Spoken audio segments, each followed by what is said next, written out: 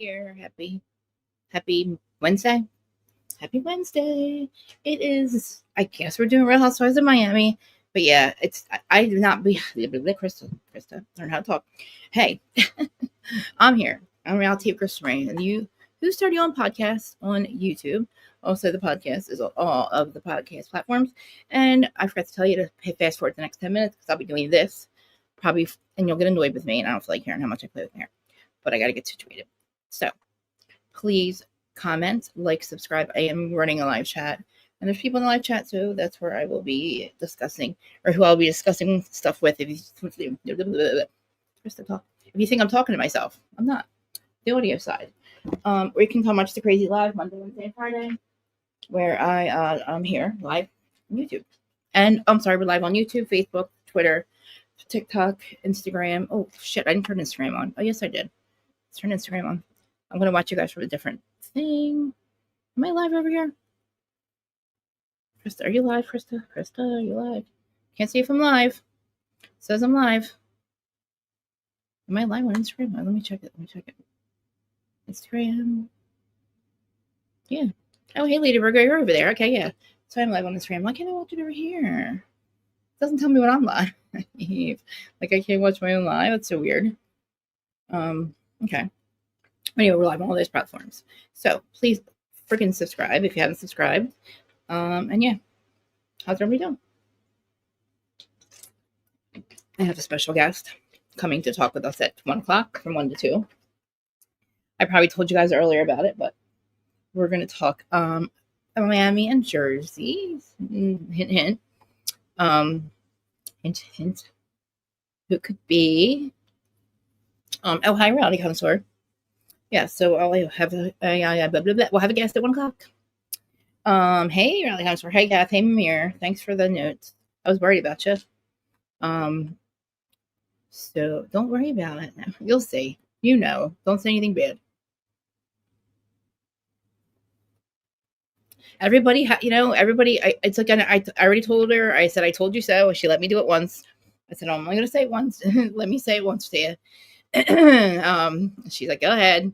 But she's also doing a she's doing a on her Patreon. She's doing a God, it's a series or something about Teresa. I think the downfall of Teresa, something like that. She's going to bring us all the stuff. So I'm going to link. Can you link? Well, when she gets there, when I ask her what channel she wants me to link, and I can link her Patreon. So yeah. Hey, Wildflower. Oh yeah, you're here, Joyce. Hi. Hi. Yeah. So she'll be here at 1. And thanks for being here, mods. Everybody's a mod. Everybody's a mod. You're a mod. You're a mod. No. You get a wrench. You get a wrench. Everybody gets a wrench now. Just my besties get wrenches. And Lady Virgo, Lady Virgo. I haven't seen you. I feel like I haven't seen. Where have you been? I just realized I haven't seen you. I should be a little upset, but I hope you're okay. I love you to death. I want to hug you right now, but I can't. But I miss you. And you probably were here, and I just missed it the other day. But I really appreciate you, and I know that, please send her some hugs and prayers, please. Why can't I see myself live? I know I'm live on Instagram. It says I am over here, but alrighty. So Jersey. I have so many fucking goddamn thoughts. First of all, no, you're not. Stop it. I gotta delete that. Stop. That is my freaking thing. Stop. I know I don't. She's fine. There's nothing.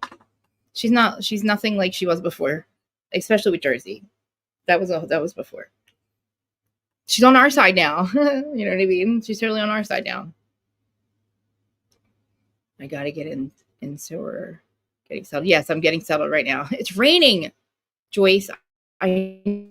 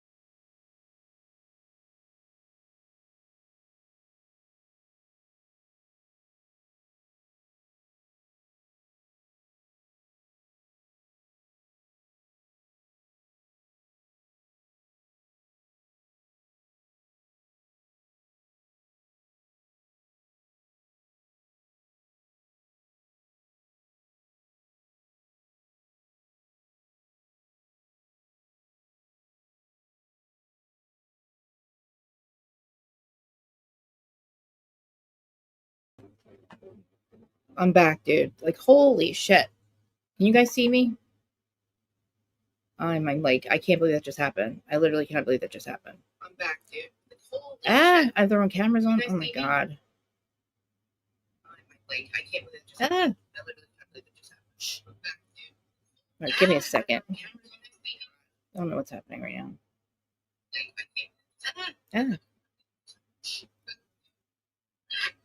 Okay. 1 second. You can't see me. I'm not here.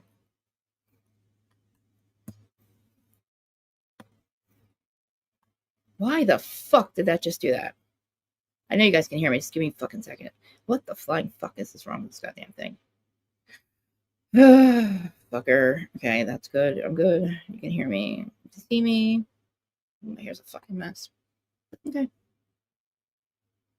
Yeah. It looks like a different background, doesn't it? It's like a whole different background. Like, what the fuck? It completely changed. Okay. You're back. Everybody's back. Okay, you can hear the echo. You can't hear it now, though, right? I can't believe it's all, like... This is the same stream, right? Wild. Okay, where's my background? Hi, Larja. We have a guest coming in at 1. Oh my god, she's gonna be here soon. But yeah, I'm gonna drop the link if you want to come up. All right, echo's going. All right, that's going. I gotta put the background back in. Style, media. I'm talking about Julia. I'm gonna drop you a link. Hold on a second. Oh my god, Larja, guess who came into the chat the other day? Remember the guys from fucking Denmark? The guy that said that really nasty shit to you in the end? He came into Willie's chat. Literally into Willie's chat. And I don't know if he's stalking me or what. He came into the actual thing with me, or tell her what happened. And then he said something nasty. Oh my god. Look at the whole thing. It just messed everything up. Alright, so let's see what's going on here. Let me close things out. Is my Instagram still up? No, my fucking Instagram live. Yes, it is. Sorry, I'm lying. No, it's not. Okay, turn that back on. Hold on. Please come back on. There he is. Okay, Instagram live. Alright, we're back. That was horrible. Really horrible. Okay. Camera is fucked up.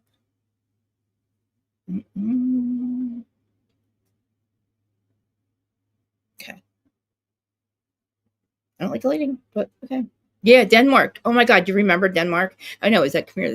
He said his name is Denmark Andy, and then he fucking literally like, oh, dude, this fucking nut job joined the fucking live the other day.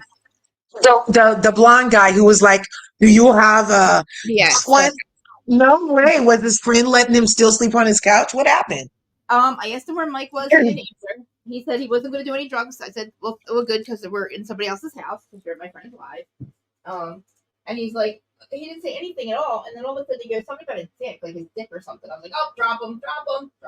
Oh my God. He's just like saying shocking things and getting a reaction. Yeah. He rewinds it and jerks off to it or something. He's one of those. He might wear a trench coat on buses and flash people in his spare time. Like, he's a weirdo. I wonder if he really lives in Denmark. I think he really does live in Denmark because he has an accent, but okay. They were definitely having accents where they were. But that was crazy. How did he find you at the other place? I don't know. I mean, I know I always post his lives when I'm on a panel. And it's like, I don't know if he was just surfing the internet and he saw me post that and he came over, or he goes in everybody's chat. I don't know. Yeah. But so I didn't get to talk about Miami yet. So I have so many thoughts. I don't know what the point is for Julia to bring that up. I don't know what that does. Right. If it's true. I don't know what the point of it is. It's not. It's only it makes her look bad. It just out. What does she bring up, just in case the people don't know what we're talking about? Yeah. Okay. All right. Yeah. So at the end of the episode of Reunion 1 of Real Housewives of Miami, they had a bombshell, there's supposedly 2 of them, and this one was Julia decides to tell the whole group that Adriana is acting strange and weird to her and doesn't want to be her real friend because they slept together in the Hamptons on the Hamptons trip. And it did happen more than once. And Adriana's denying it, as far as I know. Adriana's denying it. No, she didn't. She actually, in the clip for next week, it says she was going to take it to the grave and she respects Martina. Yeah. And she said she wasn't going to say anything, but now that it's out, it's out. Yeah. Um, I just think that Julia is disgusting. I think that watching her again, I told you guys, I told you, it is. She had a rage response when she threw the water on Gertie. That Hmm. wasn't. She's like, I didn't think about it. That's even fucking worse, Julia. That's even worse that you weren't thinking about doing it. Like you just did it. Like so, then you really just like there's something Have wrong with zero her. control. She has zero impulse control, and you Zero. just adopted toddlers who make all your impulse control go out the window. Really? And change their name, which I don't care what your goddamn fucking therapist said. Fuck that. They're old enough to know that their names are what. Or I don't know. Oh, so she changed their name to Luca. That I don't. wasn't the little boy's name. I don't know. I don't know. I have no idea.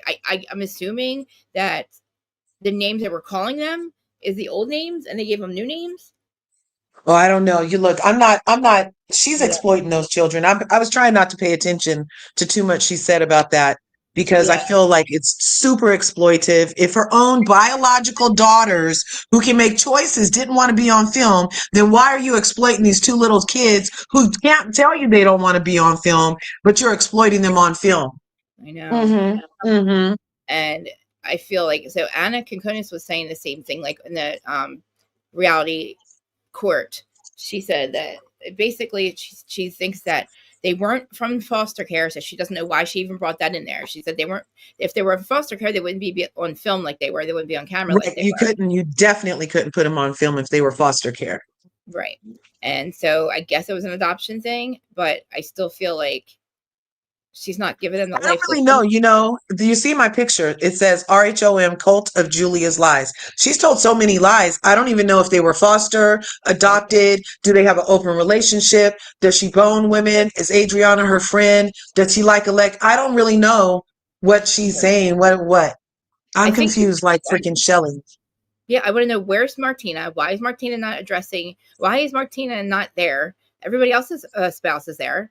So I don't see Martina unless, you know what I mean? Like, I think that Martina needs to, I don't Martina know. doesn't feel like having to answer for a True. couple of things. She doesn't feel like having to answer for blindly following the lies that her wife was telling her about their good friend Gertie, who vouched for them, you know, Mm-hmm. during the process. Didn't she have to? No, that was Adriana who vouched for them during the process. But I remember at the beginning of the season, Yeah. Martina, every time Julia would be like, "Oh, Bertie's so harmful. She's so dangerous." Martina would be like, "Oh, it's a good thing I wasn't there then." And just like all Yeah. this co-signing on BS as far as violence towards Gertie, who's a cancer survivor like herself. Mm-hmm. And then she had all of this stuff to say. And also, okay, real quick, Yeah. as a cancer survivor, when Martina survived cancer, she's not even a main cast member. Those ladies were like, "Oh my God, she got through the chemotherapy. That's great. Let's praise that. Let's talk about it." Bertie makes it through the thing, and all they do is assault her, lie on her, and Down. uh, throw Alexia a trip for a fake divorce and totally just like breeze over like, "Oh, she was a strong black woman. All she had was cancer." It was so disgusting. This whole season is why I'm not even watching Potomac. I'm not tapping back into Housewives. These bitches are crazy. I know. And there's a lot of microaggressions too, I believe, with They're macro. Don't forget, Mac. racism is a big deal. Those are fucking macro aggressions. And we keep telling bitches it's micro, and we keep getting what we fucking get. This has been 7 motherfucking years of what you call microaggressions towards a black woman. And now it's a super big deal. And we still try to downplay it like, no, it's not so bad. Oh, it's nobody wants to get called a racist. Then don't be fucking racist. Don't do racist ass shit, and I won't have to call you one. I know. I really like that picture of Gertie with you have with the angel thing over her head. Look how pretty she looks that freak. Oh yeah, that was That's a really from good picture. I think that's Adriana or Lisa's birthday. They've been hanging out a lot. I And love this was at one of their birthday parties. it. So what did you I just paid attention. What did you think about la, la, la, la, God, was I just gonna ask you? What was it? Oh my god. Oh, the outfits. What do you think about the outfits first, real quick? Oh, they were like very Miami neon. I don't know. Like Is it them? something that like if you're a housewife of Miami, do you have to have a neon color on? I don't know. I think You know? they tell them the background and then they try to dress accordingly. But a lot of people didn't like their outfits. I did. I just I felt don't feel like there any cohesion. Like Atlanta, they give us cohesion. yeah. And then even Married to Medicine, they do a little cohesion. Mhm. Beverly Hills, never cohesive. OC, never cohesive. Miami, never cohesive. New York, never cohesive. They just are like, just wear anything, ladies. And there's no set style. And I don't know. I feel like Lisa looked great. Yeah. Classy, very demure. I liked Adriana's simple sequin backless side boob number. I like that. Sweet. Bertie, she's been doing this like halter crisscross thing all season, and I feel like she might just be trying to like embrace her new body again and Mhm. the things that happen with her breasticles. So she might just be trying to regain her sexy back. But I feel like all these little like tube tops, like you're in Fifth Element. I know. Every dress, Gertie, every dress is a Fifth Element dress. I don't think so. You can put a whole dress on sometimes. Okay? You can put a whole Yeah. dress on. I said it. Kiki Yeah. looked like Zsa Zsa Gabor's black cousin. I'm like, right? I'm like, did you hit Zsa Zsa in the head and take that? Because it looked just like something Zsa Zsa Gabor would wear. And it I was okay, but it's like kind of matronly. Um, I didn't like Lisa, Julia. what's the other one? Icklexia. I like the yellow on I did like it. Yep. Icklexia's. Yeah, I did like the yellow and I That's like the simple bodice, but I don't like Icklexia. So I have to say that. yeah. Julia, I don't know how you can make that fabulous dress look so matron of the bride, mother of the bride-ish. No, what the fuck? And I think it was her looking all forlorn the whole time and Mm. looking all butthurt and just like sad. So she made the Yeah. dress look sad and drab. Those look And then who else? spectacular. Oh, Stephanie. Stephanie Yeah. was the worst Yeah. dress. That's the worst dress Yeah. I've ever fucking How seen. do you have the Who most told you? Who told her to put those damn fringes on? We finally see your legs and we can't see your legs. Pick something, bitch. I was like, was that a nod to boleros and freaking what are those mariachi bands? Almost. I'm like, Yeah. I was confused about the look. I was confused. So to me, it was Lisa and Adriana definitely, and Icklexia Did you like were Marisol the or best. Marisol's too? Marisolis, where was it? I can't see. Where's Oh yeah, Marisolis's I gotta dress? pull it up. Oh god, it must be Marisolis. Oh no. I didn't really, I'm like, did they use the leftover material? Did her and Julia have the same material sequin kind of glass beading going on? And then that thing over her shoulder, it was like at the last minute, she was like, oh no, no, no, I don't want it that big. And so they made it really small instead. Yeah, there it is. That shoulder detail, that I shoulder like detail. it. I think she I looks don't know. I cute. don't really like it. I don't like how the inside of the dress is white. It makes it look really Oh, that Timu down here. or Yeah. Sheen. You know what I mean? Like Right. usually a good dress is the same color on the inside and the outside, you know? Yeah. I do like this though. But I mean That is I very keep nice. on I like mean, she rocks it, but it's yeah, very Fifth Element on brand for her whole aesthetic this season. I like She Kiki. had bralettes on all season. I Kiki, don't I'm know. telling you, she got it from Zsa Zsa Gabor, put a belt on it, and came out of the house. You're right. You're right.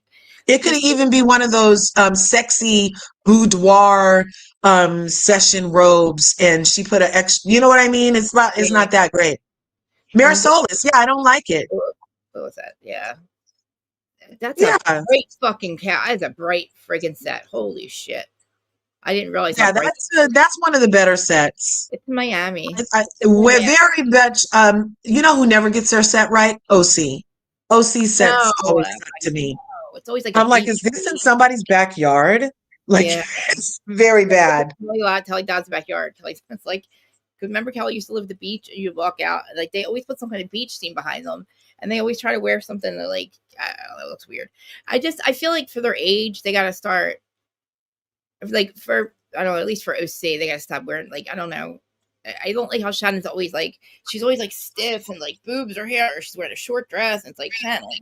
I mean, Yeah, they're all Shannon very, has an aesthetic that I don't know. I feel like she's outgrown it, but she doesn't. She doesn't think she's outgrown it yet. But she mm-mm. has, and it's okay to change. Yeah. So Andy, I don't like the way fucking Andy tried to act like Julia's apology, like she doesn't Julia can, or I'm sorry, Gertie's apology from Julia. Like I don't remember her apologizing She 85 didn't times. apologize, and that's what Gertie said. That wasn't an apology. No. That for Andy to try to just move the black lady along. You were assaulted. You were lied on all season for 17 episodes. But let's just hurry up and move this along. Do you forgive her? That was a sorry. She's like, I didn't hear a sorry. He's like, oh, well, she did it 5 times during the season, but they were all qualified or disqualified with the lie and the dig in of the lie after she says, oh, I'm sorry, but you did want to come on the trip and you made it all about you. Oh, I'm sorry, but you're dangerous. Oh, I'm sorry, but every time she said she was sorry, it was followed up either verbally or with an action of, I'm not motherfucking sorry.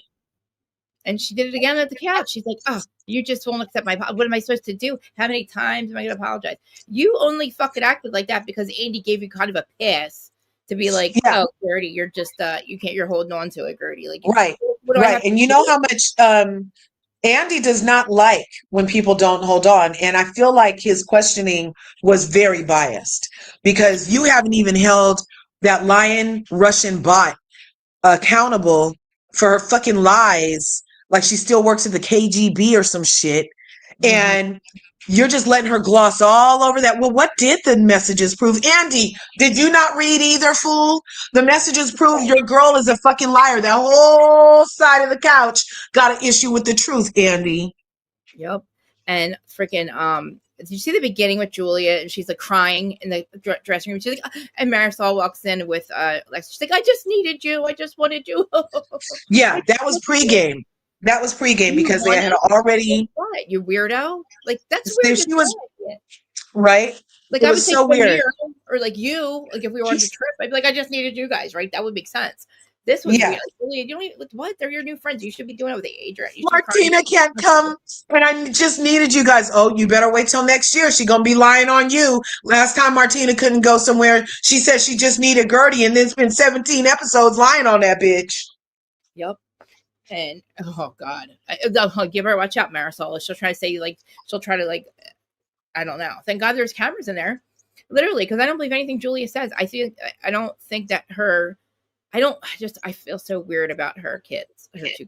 Like I like the fact that she wants to adopt whatever, or wants to have a like Yeah, wants to yeah, but like you're feeling something that you haven't fixed inside of you. Obviously, you cannot stay faithful because you're having problems, so you just go cheat. Like you hook up with your best friend and then you tell everybody about it because you want to explain her behavior. What the fuck? Like, and then you don't even have her as your godmother when like I don't yeah. know. I just feel Like like she's it, a fucking the part asshole. about not having her as a godmother after Adriana did 2 letters of character for that bitch. So she had already slept with you when she did the 2 letters that you asked her for to help you adopt these black boys to exploit. She had already slept with you. So if the reason we can't do this now is because I slept with Adriana, then you should ask that bitch for their letter of character witnessing so you can exploit black children. You should not have done that, ma'am. And then they go into literally like talking about Todd and Alexia. She called him a clown or called him cheesy or some shit like that. He completely divorced Alexia. They talk about it for like 5 minutes. And everybody's like, "Oh, thank God, thank God!" And of course, Okay, mhm. real quick on Yeah, that. Remember that time we were in here, the last time we did discuss Real Housewives of Miami, the computer was tripping. I played Todd's it's like, yeah, 11-minute video where he said that Lexi is a bold-faced liar and mhm. that Bravo and Adriana defamed him or whatever, and that he was going to sue. Well, yesterday he filed a suit, and I have the whole entire 14-page suit where he talks about why he's suing for this 11 or $10 million. Oh And God, twisted yeah, motherfucker. and unlike the Britt Eady suit, this suit Okay, was actually filed. The Britt Eady suit was received but not filed by the court for some reason. I don't know if it was like a precursor or step one and she a could have written followed through warning. with step two. Yeah, But you got like a written warning, a verbal warning, and then you know what I mean. right, But but it wasn't recorded with the court, so it wasn't an actual lawsuit. This one has been recorded with the court and is gonna be an actual lawsuit. that's And in the thing, he's bringing up Adriana lying on him, and all I can thinking about is season 5. Okay. Adriana had a boyfriend. Nicole was still on the show. This is the same season, season 5, where Larsa Pippen larceny because her face said that there's been a crime. They can't find her old face. And Okay. so larceny, Grand larceny. yeah. So Somebody larceny, that's a good one, right? yeah, that is I had to double check what larceny meant before I started using it on her, but it is theft. yeah, it's So theft. Yeah, it's grand larceny. she stole a new identity. So Yeah, she her lost her own face. face called. So Yeah. that was when Larsa was very mad that Lisa has a good marriage and relationship and loving rich husband. Mm-hmm. And Larsa was putting the rumor around that Lisa that what's her name? Nicole Nicole. slept with people at the hospital. Remember that season? Right. Yeah. Yeah. Yeah. You slept with every house at the hospital. Yeah. Right. So also that season was the same season that Iclexia and Marisol, who I keep telling you guys is the purveyor of all information. Marisol that season had given Iclexia information on Adriana's boyfriend. And she had not had a boyfriend on the show for many seasons. And she showed up with a boyfriend. And they immediately started saying, "Oh, he's married. What are you doing with this married man?" Remember that season? Yes. Yes. So that Yes. was season 5. And then The there was apology even a raid, little too. lunch where Todd got in on it against Adriana and her so-called married boyfriend. So Mm-hmm. I'm not sure how Todd is fixing his mouth these many years later, 2 seasons technically, but maybe more years later, to say that Adriana said some shit that's not true about him when he was totally talking shit about Adriana with Marisolis and Iclexia that season too. So they all slander each other. You know what I'm saying? Todd's got balls, dude. Like Yeah. he literally like he did that shit to Anthony. Remember he did an 8-minute apology Five behind. Face Larsa. Yeah, she's on her 6-week instruction right now, you guys. I know, and like, how dare you say you want to have a baby? But come on, dude. Like that's the thing with her having a baby is ridiculous. Like, I Another storyline to milk. have a new boyfriend. Yeah, I mean, crazy. Mhm. So he filed it yesterday. Oh my god, defamation suit in the U.S. Yeah. District Court of Do Southern you see it? Florida against Yeah. cable network Bravo. Parent Yeah. company oh boy prepares of pop. Oh, the producers are purveyors of pop. So that's a new one for us. Like I Well, don't like. Purveyors of Pop does Real Housewives of Miami and Married to Medicine. I was gonna say, do they do anything else? They do Married to Medicine. Yeah. Okay. Right. Wow. Do you like them or no? I like them. They've been giving us good shows. They're good. They're fine. Yeah. You know, I feel like actually the Purveyors of Pop do a better job than like Truly and Evolution. Do they still have? They still have Alex Baskin and all that shit. Is that how they? I don't know how it works, but I don't know who Alex Baskin is. oh, he's our 8th housewife. Yeah, Oh. yeah. Baskin Robbins. He's the one that like created all the oh my god, all the problems with. Not really problems, but he's the one who gets in on it and like is always the one interviewing like Jackson shit on his like private thing and stuff. Oh, yeah. No, I like the Miami and Married to Medicine production aesthetic. And you notice how out of the franchises, um, Miami actually does. They did find friends that could be friends, but they're all hating. They're all haters. Well, because that's They're what happens. haters. I'll tell you, when after we were fine, season 5, I said, look at how everybody's rallying around Lisa. You know, like her or not, they're still rallied around her because she's, you know what I mean? And now it's just like, ha ha ha, bitch, ha ha ha. You know what I mean? They're all like, oh, look, I hope she's getting a divorce. Oh, she's cheating on Martina. Like, they don't rally around each other for anything. Oh, dirty. Like, the only person I think that, like, I want to come back is Gertie, Nicole. Adriana, Gertie, Kiki. Mm-hmm. I'd even take Lisa. I was tired of hearing about Lenny, but now that she finally shut the fuck up about about Lenny, she can stay. And she's totally not as manic or high anxiety. She's not on her phone as much. Now that she left Lenny, she's more engaged in conversations. I Therapy feel and like stuff. Lisa and the therapy that what's his name suggested. I Yeah. think that's really helping her. Like she's already being on time. She's doing self-reflection. I like it. I like it. I like it too. And I was saying too, like, you know, as much as I couldn't stand having what's her name on OC, god damn it. John and all that, Shannon, the whole thing. Like when they were doing that to Shannon, like they've had really good seasons. This has been good seasons, even though this is not their fault. This is the toxic fault. Like this is the toxicity's fault because it's been on for so long now. Like season 6 now, it's like now they're all toxic. They have to force them to hang out. So we had to go on a really It long started trip. around season 5, though. It Yeah, really started heavy around season 5. And I'm not sure, why does every franchise, Krista, have two bitches that ruin this thing for everybody? the two class. So pick a franchise and you can name the 2 ladies, you can put fingers on 2 ladies who started the downfall of that thing and who get praised. So over on Real Housewives of Potomac, there was Giselle and Robin. Oh yeah. And they always get praised, but they were like the buffoons of the show and always wreaking havoc. Over in OC, we have Tamra and who's another one over there? There has to be another one. Gina and Emily. Emily, yes. Oh my God. 2 people, but they don't get in trouble by production. They're allowed to just do whatever they do, not have any accountability, but everybody else needs to move on. And then also, real quick on moving on, it's like, dear Andy, be like, well, she did apologize 5 times. Can we move on? But he's allowing a storyline on OC from 12 years ago, Andy. We haven't moved on from 12 years ago on the other show, but this black lady got to move on from getting assaulted last year. Really? I wonder if Gretchen could sue Bravo for allowing that to happen. But even though it was only alcohol, and not only alcohol, it wasn't illegal. But I wonder, like, how do they'll literally get involved in the dumbest shit and create stupid storylines, but they wouldn't get involved 12 years ago when somebody was getting fucking drunk to death. You know what I mean? Like, who knows? Like, it's weird.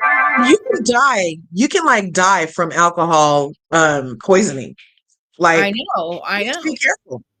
You're right, Shelbs. Phaedra and Portia, exactly. Or Candy and the Candy Kenya alliance got Nene off the show, so that was a downfall. In New York, they had Ramona could do no wrong, and insert another problematic person there until she did wrong, right? New Jersey, we have obviously Teresa, right? Yeah, there's always 2 from every franchise who, for some reasons, continue to get first chair, have zero storyline, or the storyline built on sand of lies. Yep. And like I swear, I know Teresa's fired. She has to be, like, because no way, Wallflower. I'm sorry. What did she say? I lost it.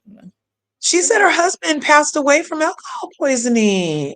Yeah, that was like, they were young too. They were only married for like 5 years. It's my friend Joy. She lives down the street. Yeah. Sorry, bless your heart. She went through a lot. And she's like my adopted mom. Like, going on Jersey, but I feel like too, like with Jersey, with Teresa, they can't really bring her back. Like, I don't think they want the toxicity anymore. I feel like we're like, anyway, I think we decide what happens. Like, we decide what goes. You know what I mean? Like, we don't want the toxicity. Yeah. Anymore.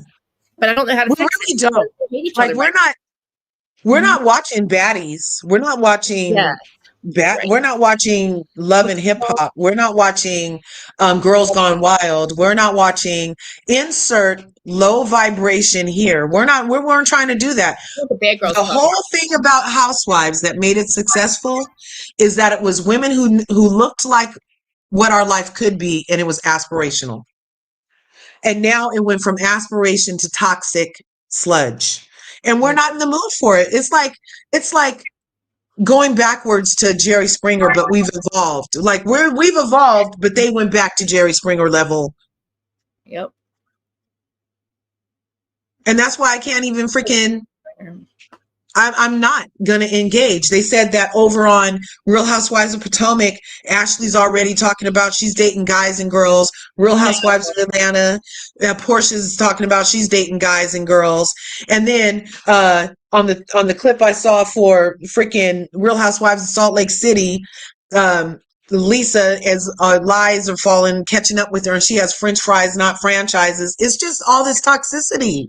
I know. And Salt Lake too. I heard Salt Lake remember what happened with Meredith about the free parking, but they thought she was bringing out a different kind of sign or something. Like, it's just, He Right, hit Shelby? somebody. He slapped somebody or hit somebody. I forget who it was.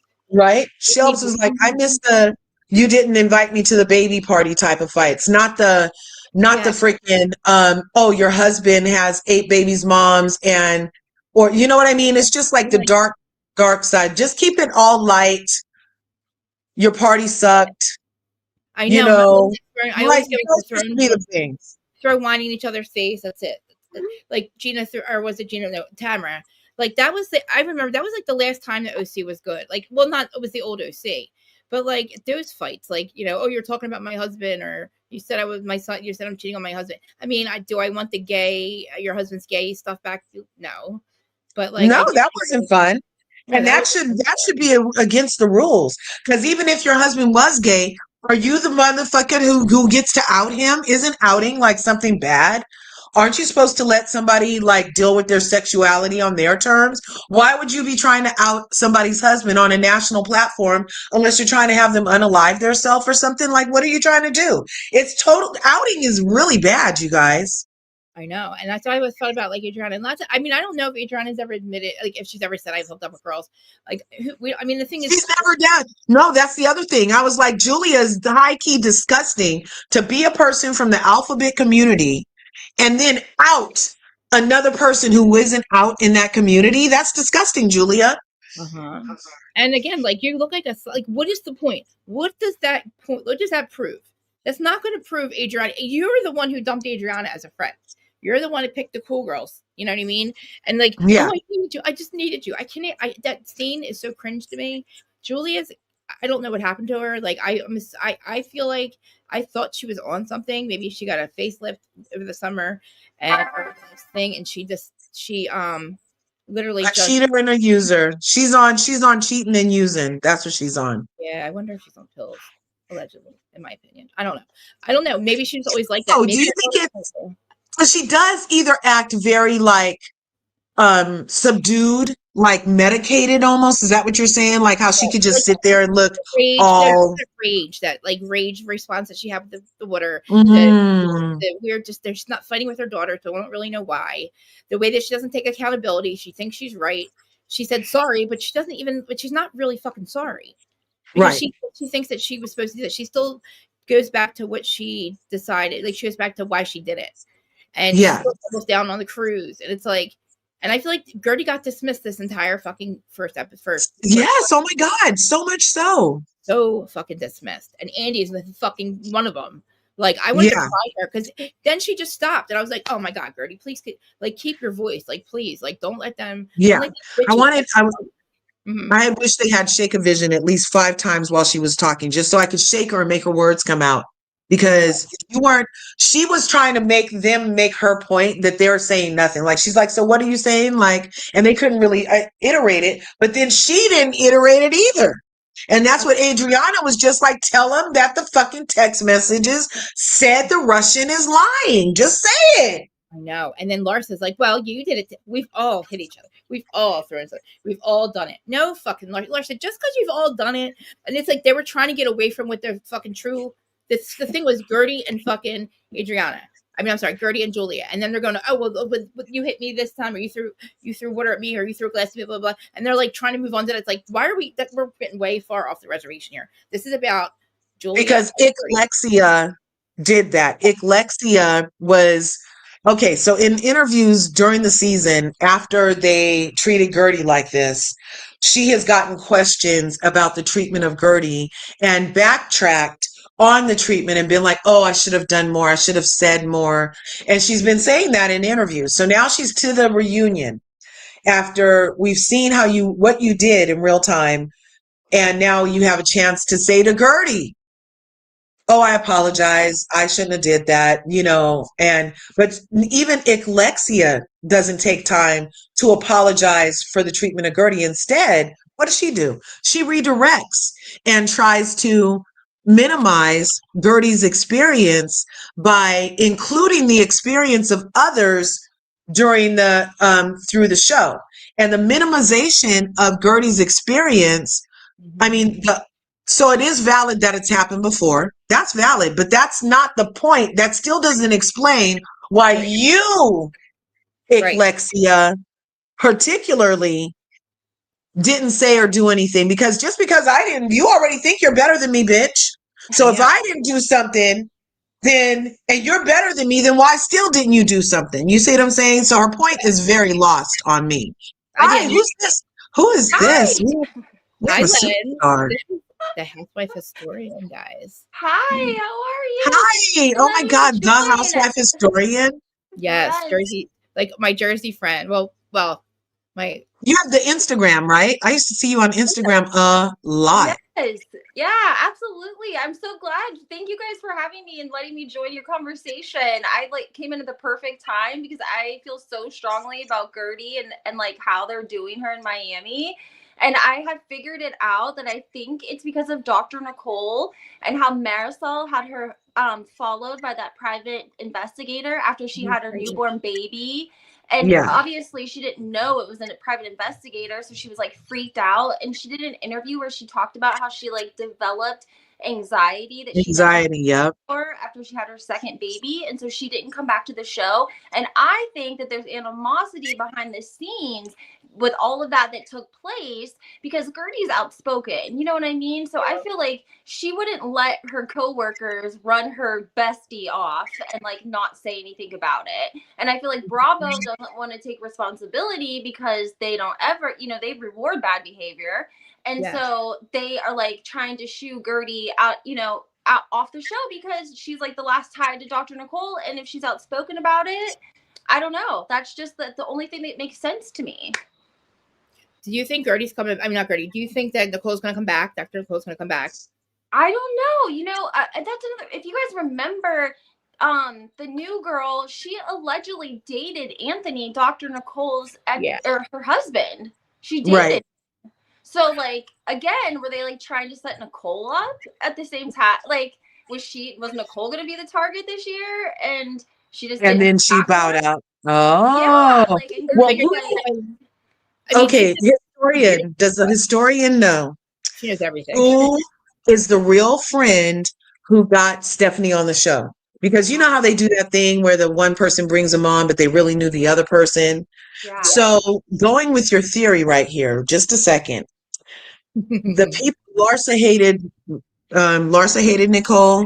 Marisolis hates Nicole. Yeah. Larsa pulled up with Stephanie on the plane, so I could see Larceny getting Stephanie's ex on the show because she wants to be a thorn in Lisa's side and be like, see, your man already had it, da da da, like that. You know what I mean? Mm-hmm. On that tip, but on the other tip, we have Marisolis, who we know is the Heather Dudont of Miami and has all the information and all the pieces, and she plants these seeds in the. Yeah, she plants these seeds and tells the people what they need to know. So then the Alexia can say something, the Julia can say something, but the information came from Marisolis. So Marisolis hires a PI to follow Anthony and the new mom, tag team with Larceny, bringing in an ex. They were coming for Nicole, but Nicole tapped out. So now who are you going to come for? Nicole's friend, because her only ally was Gertie. So now you need Gertie off the screen so you guys can look normal in your sea of lies and faking McFuckerson. Yes. Yes. See, there you go. See, you guys figured it out. Because I'm like, what? Because everybody's like, they either liked Gertie this season or they didn't like Gertie this season. And I'm like, you guys are just fucking being followers. Like, you're just like, what did Gertie do wrong? Like, how can you not like Gertie? Production is making her look bad. That's why I'm like, there has to be more to this because just like her party where she revealed the text message, Marisol and Alexia tried to make it sound like that was a cancer event for women in the community, but it wasn't. It was a brand magazine that was like celebrating Gertie's, her recovery. It was her own. It was the magazine, wasn't it? The Knot or something? Yes, yeah. And production made it seem like it was a cancer event, and they didn't even correct it at the reunion. And that tells me everything I need to know. That production is trying to boot her out too. I think so. Well, too. I feel like honestly, the production on the NBC Bravo side specifically does not have good relations with women of color, and their treatment and their refusal to correct lies on them, and they're playing into their their harm. So it happened with Garcelle, we saw it happen with Ebony, it's happening with Gertie. in any in any non-melanated cast where you have a melanated person, and even over in the OC, because Katie has melanin, even over in the OC, you get this gang up thing that happens. Production allows it to happen, and then we get the person of color kicked off and they look stupid, but these liars get to stay. It's really interesting. And for that part, I feel like the common thread is Bravo, because it is a different production. And how they canceled Martha's Vineyard when it was doing as good as fucking Southern It was Hospital. doing better. It had better numbers than the other one. And look at the kids. And then they tried to correct it with Southern Charm, and they blew that fucking seat. They blew that out. They blew that completely and just showed the fuck who they are. And it's like, it's such a fucking pattern with them. It's a pattern. You're right. It's a total pattern power. I mean, I feel like I'm watching cartoons with my kid. It's pattern power. I mean, this now see, with when they did that to Shannon last year with what the fuck's her goddamn name? Alexia. Alexia Bellino. No, is her last name Alexia John now? They just got married.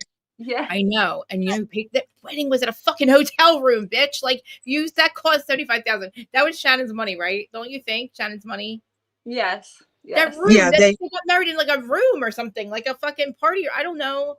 A fucking I don't know. Like, what is it called? Like, Wellflower. What's that hotel that you go to have sex around here and you rent rooms and they're like themes and stuff? That's what I thought it was. Like I don't know, fucking corny ass fucking theme room for your remember like the Poconos, the Snooty Fox, the dang, what just it wasn't even as nice as Caroline Manzo's hall. Oh, remember Caroline Manzo? Remember Caroline Manzo used to have that big event hall? This is Soprano, they still have it. They still own it. The fucking I know they still own it, and it's like she was Mrs. Soprano. Guys, I swear to you, they are the Sopranos. That's where the fucking show came from.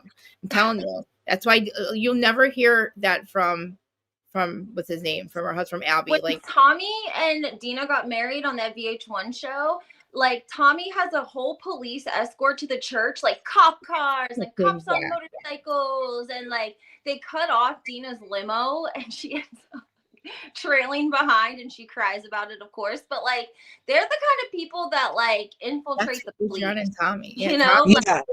Tommy's Christopher and Dina's Adriana, because what happened in the end of Sopranos, they killed her. I don't think they actually killed her. They never showed her body, but they killed his wife. And they killed Christopher. They killed Adriana. So it's like and Dina. They did it also to remember the Brandy was like, oh, you can't get your hair wet, and then that girl got off, and then they did it to they said in the comments they did it to Kelly Dodd. She's ethnic. She has isn't she Latino and a Native American or something? Mexican or something. Yeah, she's Mexican. Yeah. And and then didn't they have like a full-on Persian housewife before that they did it too?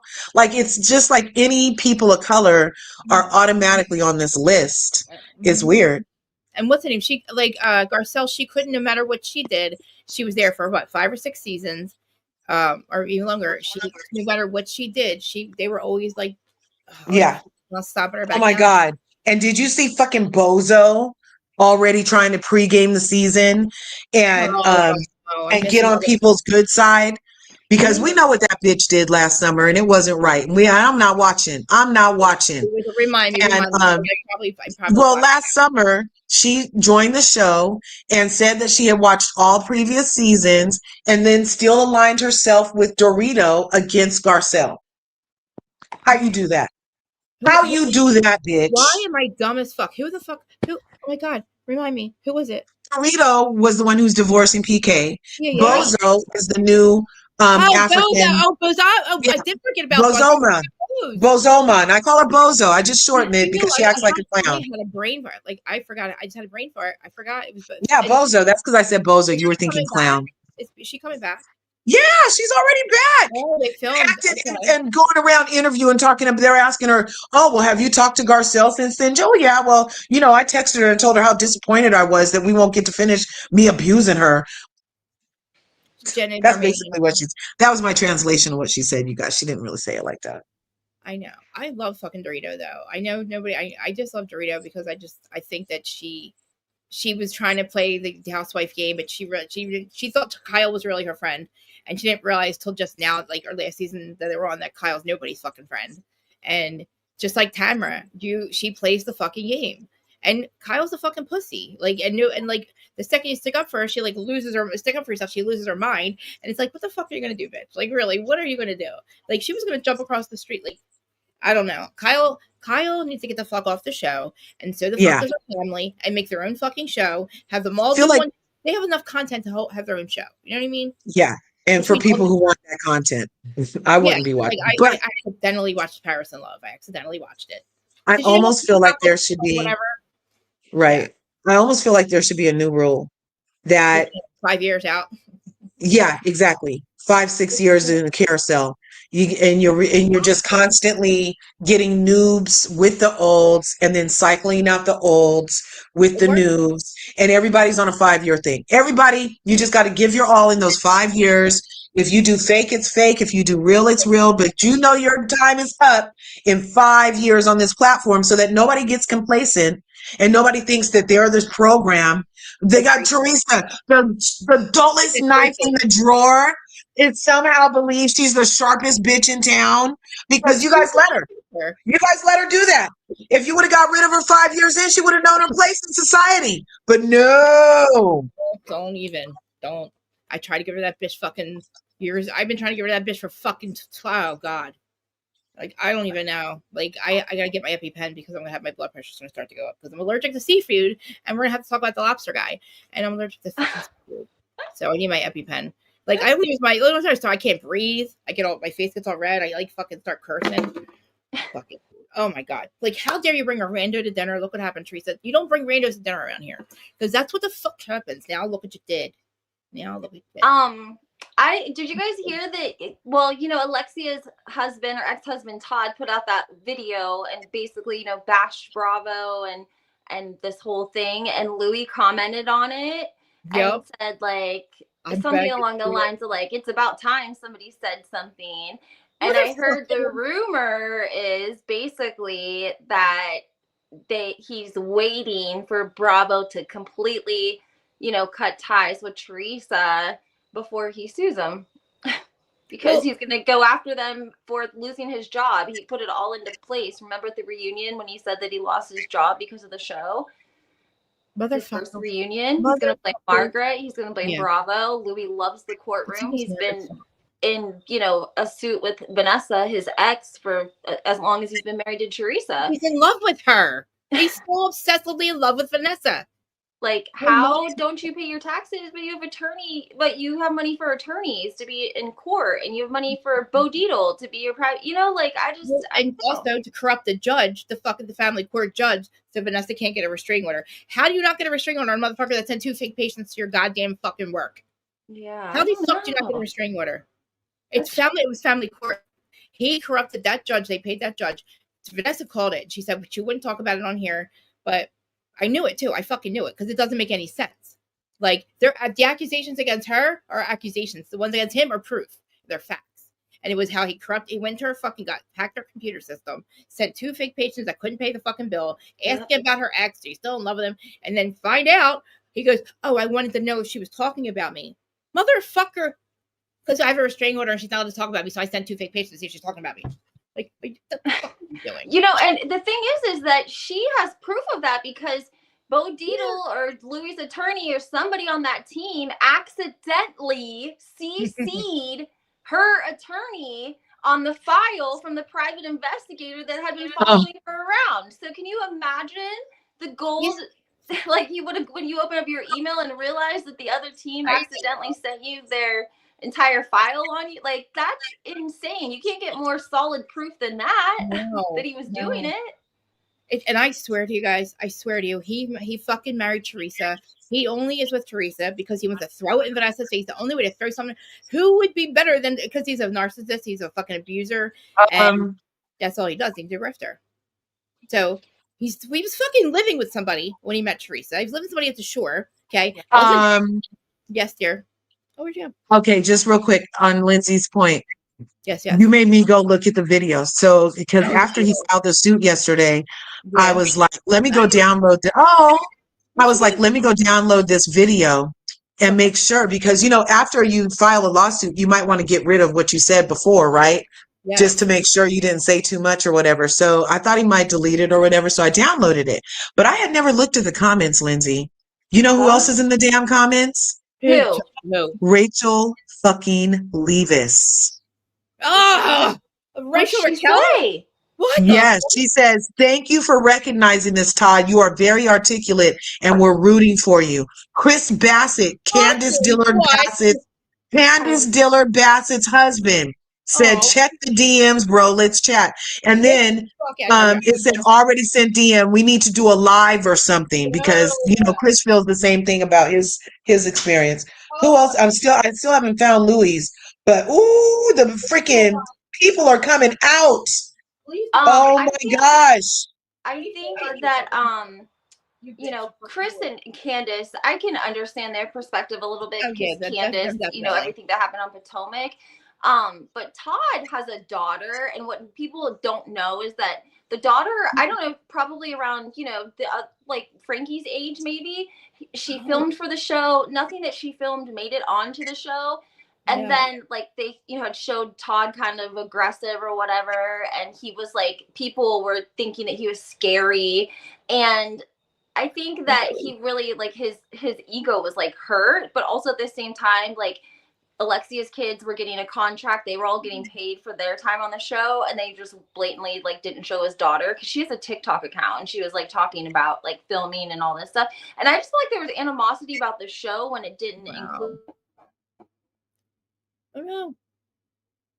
Is so crazy. Todd's daughter. You know what I mean? Like, yeah. Well, that's what they do. Good job pulling that up. I didn't even know Rachel. I thought I saw Chris Bassett. I wasn't surprised that he commented, but I didn't know about Rachel and the other one. Well, does anybody know what happened with her suit?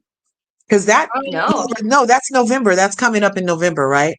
I don't know. The lawsuit for the revenge porn against Ariana and them. Lawsuit with Bravo. Yeah, I think it got moved forward. They said it could go to forward or something. Revenge porn thing, and I listen. I completely disagree. Hey, Ellie. It was sent back to her, and that it only got seen by. It was in Tom's phone. It never left Tom's phone. It went back from Tom's phone right back to her from Ariana. Or I don't know if Ariana sent it to herself or she said, I don't know. She said it from Tom's phone. I don't know, something. It didn't go to anybody but Tom, Raquel, and Ariana. Nobody else saw it.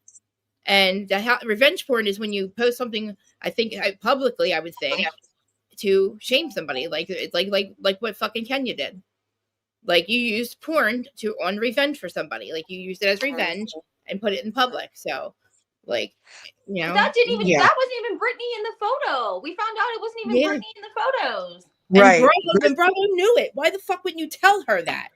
Why wouldn't you say, here, come see them? It's not really you. Like, because she left. Because they were helping Kenya with a fake narrative against the other lady, but then they had to fire Kenya because of the public backlash. Well, if we would have said nothing, Kenya wouldn't have got fired. If people would have been okay with the penis on that lady's forehead, Kenya would have never got fired. And again, who the fuck is it then? Who's fucking porn? Who's taking pictures are you posting? I would like to know if I were those people, I'd be like, what the fuck? Why are you you're taking my dick? And he said, just say, it could be our dick. What if it was our pussy dick? It could have been. Yeah.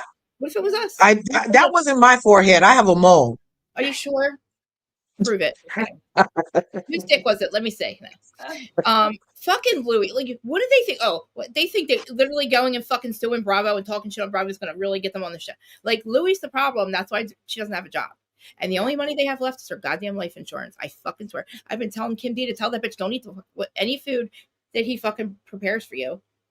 Because seriously, how do you fucking have a Mercedes stolen and then you never pay the fucking Mercedes? You never pay it. You get the money, you never pay Mercedes. I feel like they're gonna go. They can't go too hard because Gia is employed by Bravo. Bravo was genius in the fact that they got Gia on the show and she's getting a paycheck and she has her own contract separate from Teresa, because Teresa can't, now you're really biting the hand that feeds you. Because in my opinion, Gia paid off her mom's taxes. That's what I mean. That's the only person in Teresa's life that has enough money, that has that kind of money coming in that would be able to pay off in a lump sum. And if that's coming from Bravo, I don't care what anyone says. And so now she has a dilemma because what are you going to do?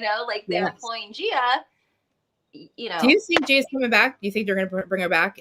Yeah, I think they'll bring her back on the sole because they want to lessen the blowback from Teresa and Louis. I really do believe that. What did Teresa and Louis have to fucking sue Bravo for? Yeah, what do they have over them? I mean, they're the freaking scammers, the liars, the cheaters, and the whores. They're going to say that he lost his job because of the show. He lost it, then don't go on the show, motherfucker. And he's going to include Margaret, and he's going to tie up the cast, and he's going to, you know what I mean? He's going to make it a nightmare for them. So did he lose?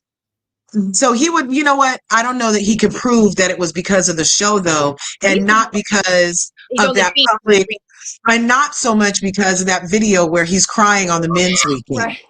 I do cocaine.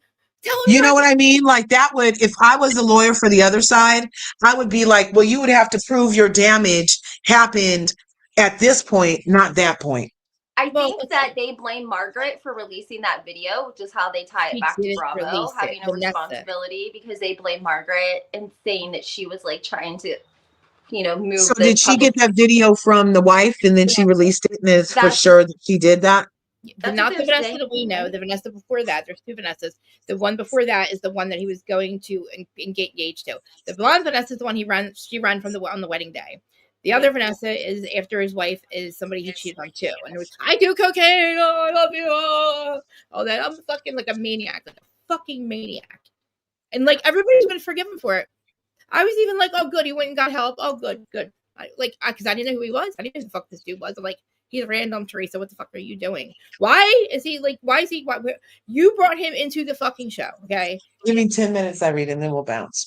Literally, the day when the fucking, oh my God, she was dumb on Nick Biles. I tore that fucking interview apart. I couldn't let it go for 5 minutes. I'm like, I'm sorry, guys, I have to stop it again. She's fucking lying. Let me remind you how and why. She doesn't have any fucking, whatever. Bitch, you're not Monica motherfucking Chacon, bitch. You know who the fuck you are. You're not Monica Chacon, Teresa. You're Teresa fucking Giudice. You signed Monica Chacon. Monica Chacon. Monica Chacon. And then you scream, get out of here. This is my brother's house. Make him leave. Melissa, make her leave. Melissa has always fucking worked. Literally, everything Teresa wanted, they did. Louis came around. They fucking were friends with him. They fucking, bro, they welcomed him in. They gave him a fucking chance. And motherfucker goes and wears Nono's pajamas. Right? Who the fuck is, I wear your dead father's pajamas. So your nieces and your sister feel safe at night. I'm like, what? Do me and Kim get a vote? I don't feel safe. I definitely don't motherfucking safe if you wear Nono's pajamas.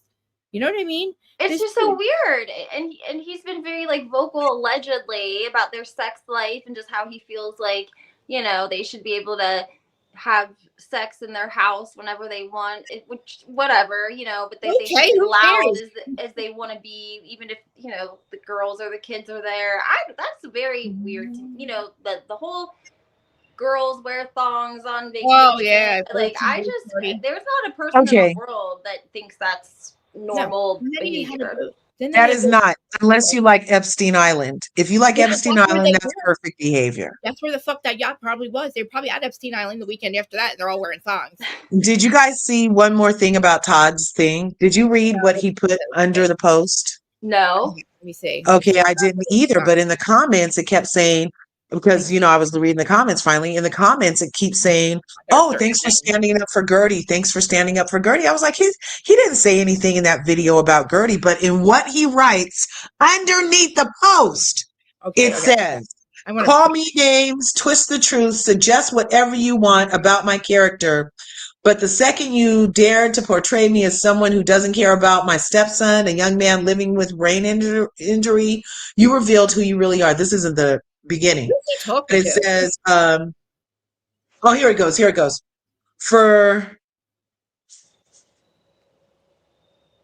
Oh, here it is. I'm sorry.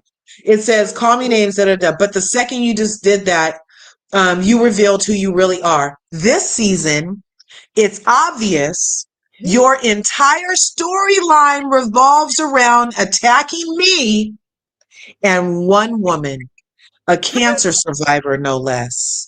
That's what it says. I mean, I agree with you. Wow. First of all, You've allowed gang-style pile-ons, physical violence, gaslighting, microaggressions, and racially charged comments to go unchecked. You've enabled cruelty, encouraged hate, and turned mean-spiritedness into entertainment. This is what you promote. This is your brand. And if this is what you proudly do for a living, I hope your families are proud. But there is a truth you can't edit out. Real Housewives of Miami is the lowest rated of any housewife franchise ever. One of the lowest performing shows on Bravo. And now I understand that if I don't stand up for myself, you'll never stop. You'll keep running with these lies for as long as you have a platform. Well, I had hoped this would fade and go away quietly without my return to private life. It's clear I have to end the story myself. So let me be clear. I will not only challenge the lies, I guarantee I will silence them once and for all. You don't need silent. Prove it you're not fucking broke, dude. I never even read that part, you guys. He totally stood over. And Lexia is directly at this reunion. His wife is directly doing what he said she was doing. Yep. Where she tried to distance herself so far at the reunion on a post. from him. She was like, "Oh, we're divorced. I'm never talking to him." Yeah, again. yeah. He's corny. Fuck, he's corny. Yeah, it's like Alexia. It's You were just like. Yeah, it's on his August 15th post. His August 15th post. I didn't even see that. It says cancer survivor, microaggressions. He is not he is not playing with the people. I feel bad for her. She didn't get the kind of support that she should have got for going through breast cancer. And I think if I was her and made my money in my business, I wouldn't even come back. I really wouldn't. I mean, why would you put yourself through that? You know what I mean? Like, go enjoy life. It's too short, you know? Yeah, I feel like I feel like that too, but I hate when they run them off. I feel like I don't want to run her off. You know what I mean? Yeah, I feel like when you have the house fumigated, the roaches should leave. Right. Yeah, I know. Yeah. Like when you bring shit to your front door and you accidentally let it in, it'll stink up the whole motherfucking house. Like you can't you can't let shit in your house. You got to get rid of the bad apples or you'll keep having a bad show. Yeah. She meets all the check marks, which is why I think they hated Dr. Nicole, because she had money. She had a husband that loved her, that would film with her, that she represented the family, a real housewife, a real cute mother. Kids, just like Gertie. Her and Gertie are the quintessential housewife. Exactly. And I think that's why they hate them, because they can't compete. They really just cannot compete. Yeah. Do you still have time to stay? You have time to stay, Yeah. right? Lynn? Okay. Yeah. I knew you have Jersey stuff going on Patreon. I was going to tell everybody to join on Patreon. Yes. What is on your? It's something about Teresa. I know it's really freaking good, guys. So anyway, this is Lexi, housewife historian. We used to have a podcast, and then fucking Joe blew that the fuck up. Gorga blew that the fuck up for us, and now we're here. Right. And she knows I'm so glad that I got to meet Allie. Yes, but long time no hear you guys. I miss you guys. I know I had stopped doing like housewife stuff for Love Island, but if Krista's doing one of the franchises that I was still at, I'm up here, girl. It's good to hear you. How are you? It's good. I can't wait because I finally got into Salt Lake City and, of course, Potomac. I'm thinking about it. But Salt Lake City got me rolling. I was like, wait a minute. This is funny. I think literally Friday I talk about Salt Lake Lady, so you should come up seriously because I hate fucking Lisa and everybody else loves her, and I'm like I have to fight with Lisa Barlow fans. I love it. Because I love to like freaking hear everybody else's perspective because I don't get it. Like I don't get the Lisa love. Either do I. But Allie, did you watch Miami, right? Obviously. Yeah, I watched Miami. Like that even with the the statement that Todd made, Yeah. Kempire had did a whole video on it, the breakdown and everything he did. So I knew that for a while ago. But I feel like he did that to kind of strengthen his points when it comes to these ladies, because Hmm. this season it makes so much. It's like I don't know what was going on with them. Till this day, we still can't understand why Julia did what she did to Gordy. I like to say is she's Great. a narcissist. Martina is an enabler. It is weird that her daughters are not talking to her, and I'm worried about those two little boys. And yup. Yep. And the You're gonna fact that she go. dressed them in Balenciaga when they were on TV, like their TV debuts, she had them dressed in Balenciaga. Yes. Huge letters on the back of their shirts, Balenciaga. And Like, she might be getting, when you're a celebrity and you have kids, Yeah. Phaedra Parker does this all the time. You get clothes from those people. They can send your kids clothes, so I don't know if she's Yeah. getting paid promotion Well, from maybe that or do, whatever, Well, they but just I had that, know, that PDF. Like, yeah, I don't do know. research Do on you it for remember Balenciaga a couple pedophiles. years ago? They got exposed for Yes. having like a child. Yes. yeah, They're they're like having whips and yeah. chains on teddy bears. Oh yeah, they're it Yes. was the bad. Pizzagate. Yes. Like they are Yes. actually the real Pizzagate of like of this of the essaying and all that crap. Like they got Yeah. in trouble. Nobody should be wearing them at all if you want to fucking be on. Like nobody's going to be like, oh, cool, Balenciaga. I'll call out a housewife quick. The last last housewife I saw wearing Balenciaga was Sheree Whitfield. She ain't shit by Sheree. She ain't shit by but Sheree. but yeah, but for me, this reunion, I didn't like the way how they kind of did Gordy's package, because they were just trying to gloss over what was going on and acting like it wasn't a big deal and she should let it go. And then the fact that Alexia was trying to make it seem like Gordy shouldn't be upset because all of them got assaulted before, but they moved on. I'm like, girl, you can't tell Gordy how to feel and how to react. And Okay. if you want 1,000 apologies, she should get 1,000 apologies. She's not, Julia hasn't been reprimanded for the abuse. No. The abuse. And if you watch the scene, it's rage. It's not like she goes, oh, I wasn't thinking. Bitch, fuck, that's even fucking worse. And That's it's, even worse. yeah, Like, and it's escalating. That's the scary part. And I like when Gordy caught All her. abusers escalate. You're right. yep. It's a problem. Like, It's look been at, a problem, though. It's yeah. been a problem. The viewers haven't resonated with this shit.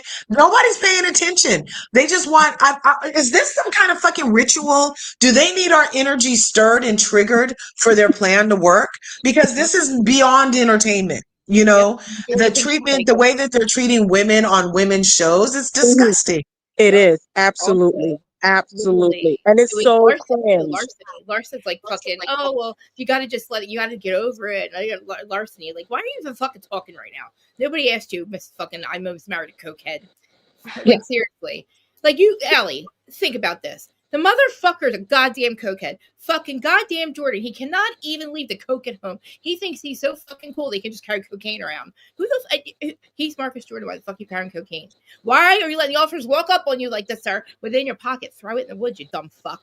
Like, Yeah. what are you doing? Yeah. Like, Should what have the thrown fuck it is on she the railroad doing? tracks. Like, They what would the have fuck never are you found it. doing, you dumbass? You're Marcus Jordan. You can have But somebody. that's what being rich and high gets you. You don't even think right. No, No, you he don't. could just like, And, well, there, he cocaine. I'm sure he would get it. You know what I and mean? yeah, the one part I love is how Lisa of all people was right, because look who's Larson's dating right now. I was like, oh, of He looks course like he is. Marcus to me. He Yeah, looks like how old is that boy? 25? Old enough to be her child? yes, the same age as your kid. Yeah, Yeah. I married a baller, and I only marry ballers, and I have a baller kid. yeah. But Baller. because if he's a baller, he's like young, and she's what, in her 50s? He Grows, wants Larsa, grows. he wants kids.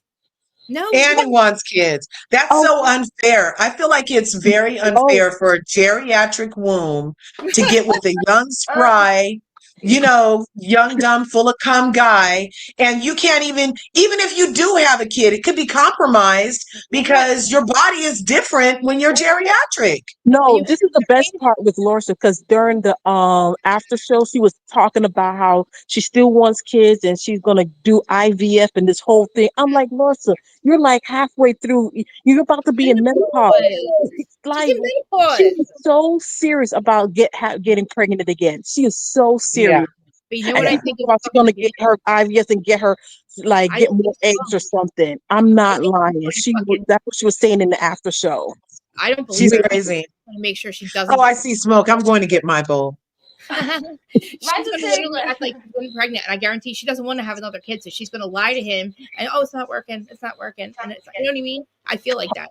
Or she literally said, did somebody else do that? No, I think she wants another kid because remember her 2 kids with Scottie Pippen are now grown, so she don't need child support no more. So she want to get another baller's kid. Oh, are you saying that she's gonna retirement? Are you implying that she's about to pull a Drea Michelle and just get knocked up by this young one so she can get a new check from a new young one? What else? I mean, does that not make sense? I mean, that's what I thought. It makes more sense than what she's trying to show. I don't know how long she gets. I mean, because think of the time. I think her youngest one finally graduated from high school, so she's 18. So that she money don't even is live gone. with her. She lives in California with her dad. But here's the thing. What's so funny? Even though she's not living there, Scotty's not going to fight in court to say maybe keep the child support money. He's going to keep paying it to her. Exactly. She doesn't get retirement. Yeah. She doesn't get like that. So all that time she's not there, she was getting the child support money. That's how they do. I mean, thought she got like a pension and shit from him. I thought she got his pension or something too, maybe. Yeah, because like everybody said she's got his investment. She got all kinds of. Well, listen, like I think Larsa she sells her toes. She sells her toes on OnlyFans. She does toes for nose.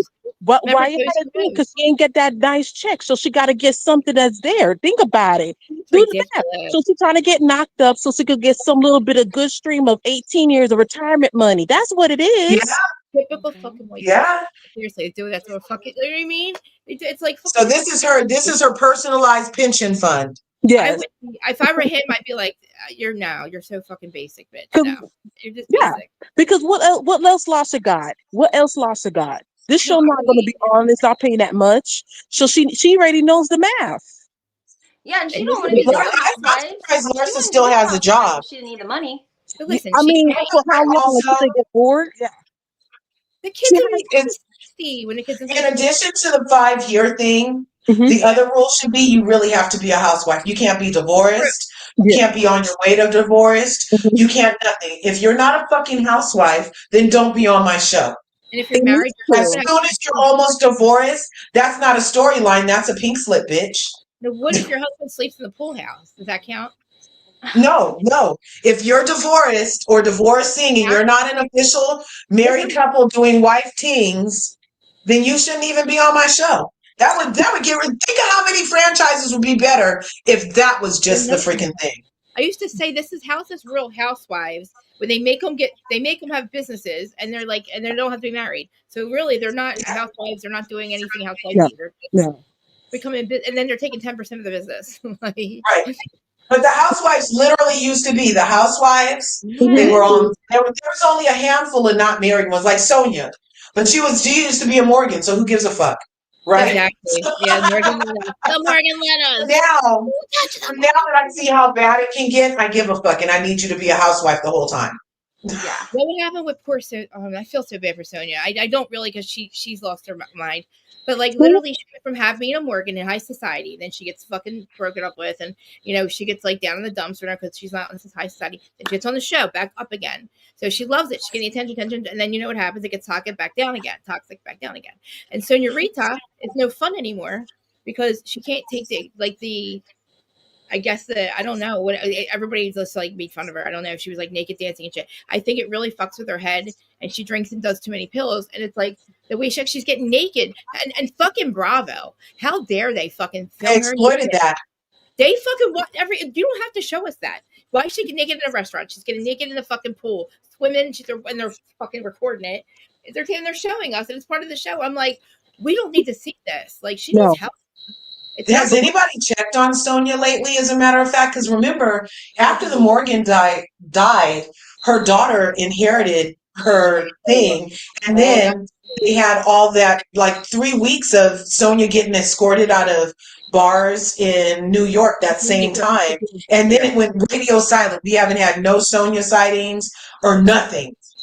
I And thought that her daughter was like axed. Part of the deal was like after she was 18, she would have no affiliation with Morgan's. Like she wasn't getting his money or nothing. Like she would get child support till the daughter was 18, and then once the daughter turned 18, like they didn't want anything to do with her. But I could be wrong, and I might be remembering that wrong. But well, we should check on it, because what I heard, and I can't cite my source obviously because I just be hearing shit. And a lot of it could be AI. I should probably try to source it. But what I had heard was that the guy died and that she was included in the trust and that she was getting a huge portion of it. And when Sonia was going to all those restaurants getting escorted out a couple months, that was the exact same time period as the money was getting transferred to her daughter. And so they were looking at it like, oh, is she financially responsible? If you're going crazy in public, can you even be financially responsible? I don't know if it could be all connected or not, but we haven't seen Sonia since then, is my point. Oh, And wow. also, when they were doing that, what was it, the Crappy Lake, that got canceled because of her. She was doing a lot of nasty things in that town. Like, I don't want to say it out loud, but somebody else knows, because they signed an NDE because they were hanging out with the crowd, like when they were filming that show at the end of it, and like all kinds of things going on, like very recklessly. That hotel room got a lot of action with Sonia in it.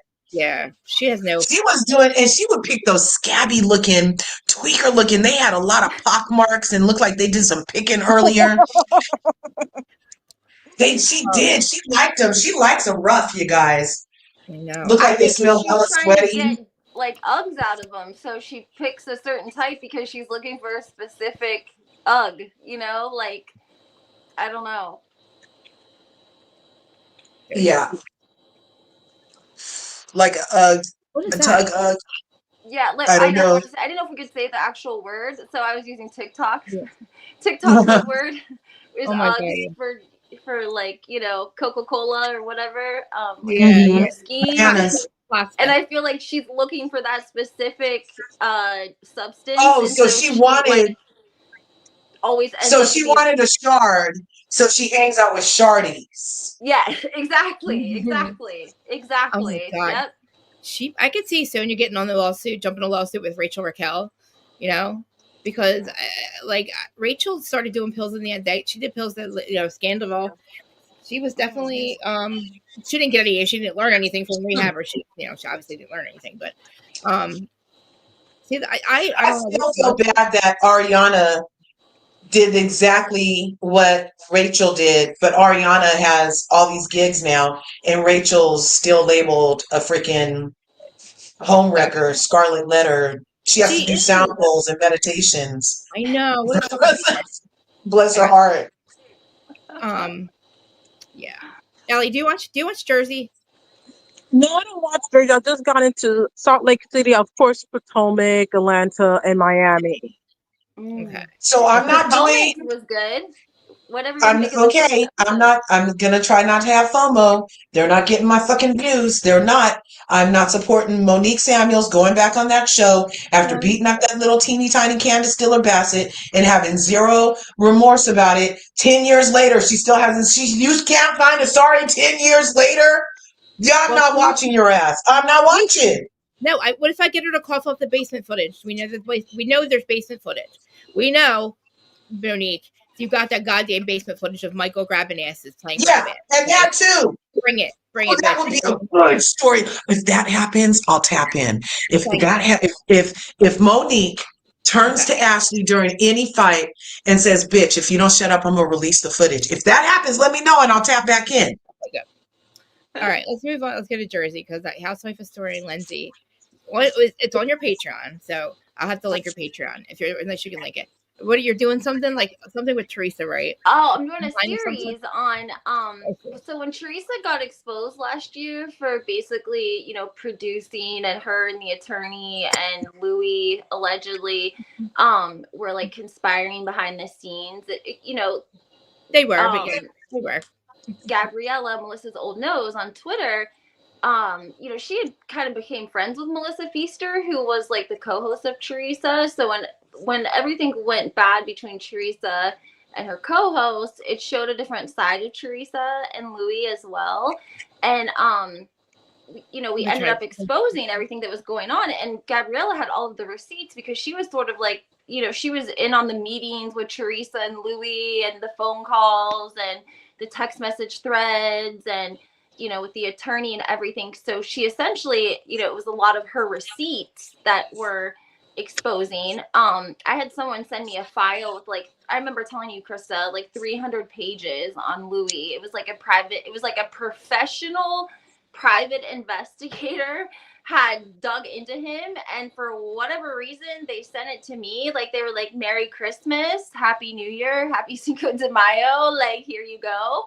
And like, there were 4 other accounts that were involved, you know, in everything that had transpired. So I'm going back and basically explaining it piece by piece, everything that was happening, because there was like so many different moving parts with Jennifer Aiden and with the podcasters that Teresa, you know, basically, you know, put them on with this podcast and bought their followers, and all to like run the narrative of Teresa. Meanwhile, she's, you know, breaking her Bravo contract by telling everything that's happening all season long so that, you know, they can put it on their podcast. It was just insanity, literally. And it's hard to believe all this stuff happened, but it did. And so I'm going back through with receipts and text messages and just different stuff that, you know, the timeline of how everything sort of transpired and went down.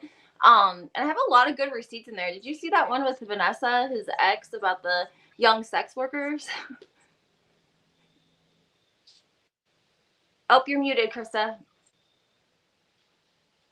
I did that because I can't hold my. I know. I always say it was okay and hold my tongue with her, because I'm just like, because I'm listening to it. I'm so excited to get in and see it. So I have so many questions. Like, yes, I put in there about Vanessa. Like, Louis had 2 Vanessas that he dated. There was this blonde Vanessa that he went to court with. He's still in court with, and he had a much younger Vanessa 2.0 that ended up, when they broke up and he ghosted her, she started dating Dr. David, Dolores' ex. And they did not want that out there for whatever reason. And I was supposed to go on Sherelle's World on YouTube and put it out when this happened, and they stopped. It was just like this whole thing. Dolores ended up confirming it on Watch What Happens Live, but yeah, I mean, there is a tangled web there in New Jersey. So when he met Teresa, right? Who was the girl he was living with? Was that Vanessa? That down the shore, and they were down the shore, and that was dark-haired Vanessa.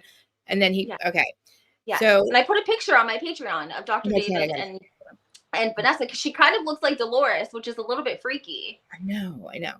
Oh my God. Okay. So Melissa Feaster, what is it? Are you, what is up with her? Like, so I feel like Teresa fucked her over. I feel like that was the only person Teresa ever fucking had, besides Dolores, that had her fucking back and was her absolute friend.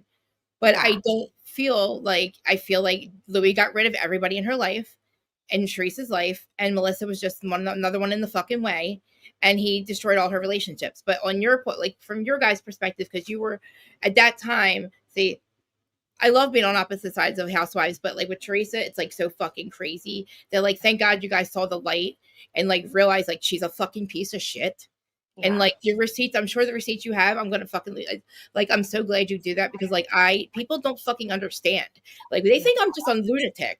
I'm like, no, I'm like, fucking, she's not right in the head, and I don't like what she does to her brother. But like, so as far as Melissa Feaster, why did Melissa Feaster? She just left because of everything, right? Well, it started initially at BravoCon, whenever she arrived late that whole situation that happened. Louis exploded yes. on her. He told her Yeah. basically she was an embarrassment to Teresa, his wife's a walk, you know, because Louis very much thinks that him and Teresa are above people. That's why Yeah, when they of got, course. you know, Yeah. when they Oh, got yeah. married, Teresa was hanging out with her makeup artist and her hairstylist, and they very much thought they were going to be bridesmaids in her wedding. But Louis doesn't think that people that they employ should be people should have been people in their wedding. Like, he just very much thinks very highly of himself. And Excuse me, but is there any rumors of Louis doing the Pepsi? Pasta. oh yes, the Pasta. pasta. Okay, because he sounds Psychedelics. just like Marcus Jordan in the dressing room at the reunion talking about all these people are beneath us anyway. All these people are beneath us anyway. Oh, I'm gonna retire you. Let's go back to our mansion. I'm gonna retire you. We're like, good, Yes. retire her. Good, thank God she met somebody who's gonna let her retire. Delusions. What is it called? Delusions of grandeur, self-delusions of grandeur is No. you get high and you're the life of the party, man. No, he Yeah, literally he's came very 2 much seconds later into became her manager. lots of Became stuff a he fucking says. manager. Like, just not just the pasta, but like the psychedelics that grow, like the mushroom, you know, mushrooms. Yeah. Try to He's sell it's them. What's it called?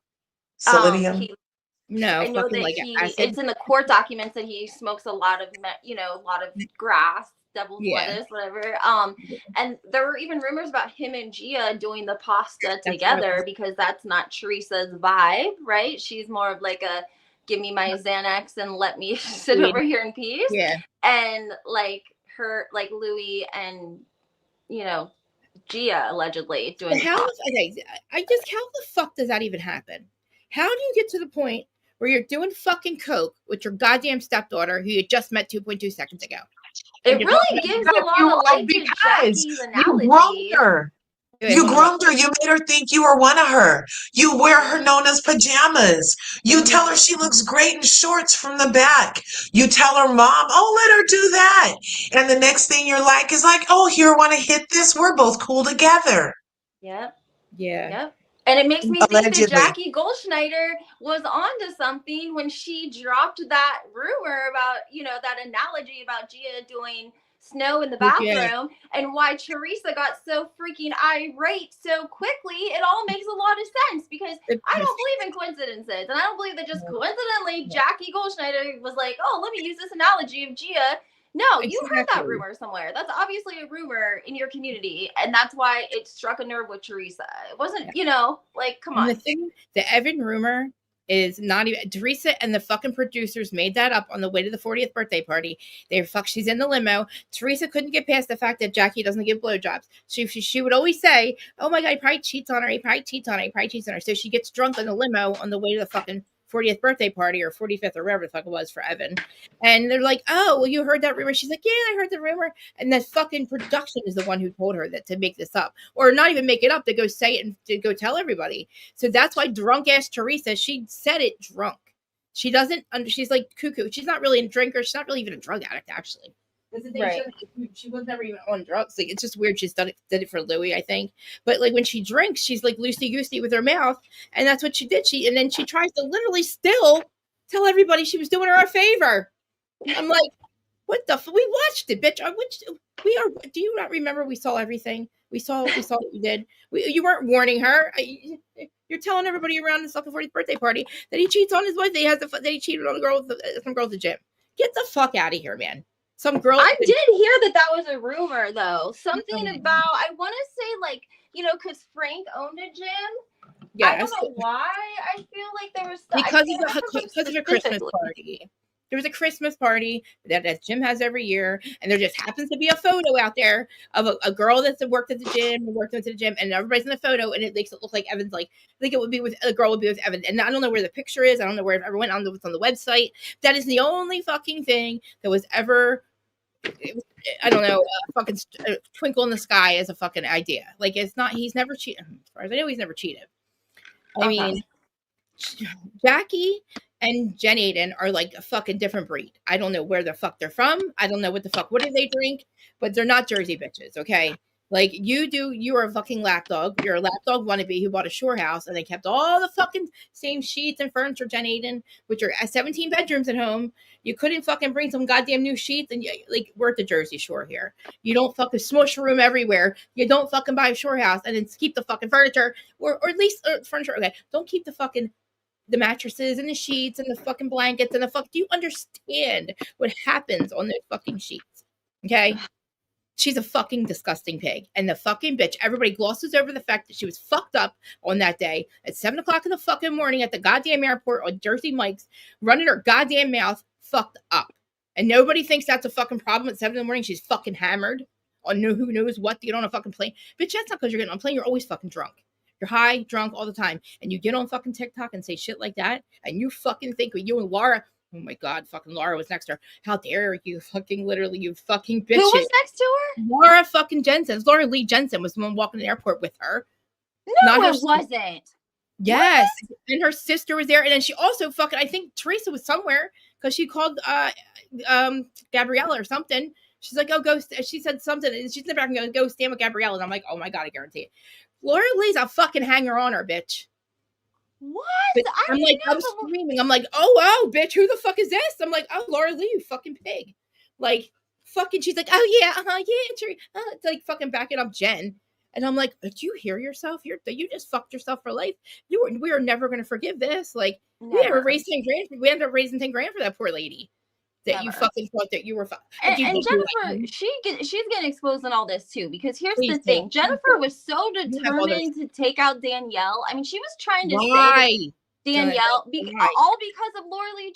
It started because they had Danielle threw that event for Housewives. It was a charity event, and Jennifer had originally asked if Laura Lee Jensen could go to the event. Danielle said yes, and then a couple of days before, she was like, "Listen, I don't want there to be drama." Like, she was just trying to do the right thing, and she asked Jennifer not to bring her, and that sent Jennifer into a frenzy. And then Jennifer was mad when she went to the event because she had to stand on stage under the hot lights for 45 minutes, and then they were in the VIP section, and I don't know, just a bunch of nonsense. And from that point on, Jennifer was determined to get dirt on Danielle. And when she couldn't dig up anything on Danielle's, brother, family, circumstances, that's when she went for like the whole, basically Danielle was like taking advantage of the charity. That's how she came up with that.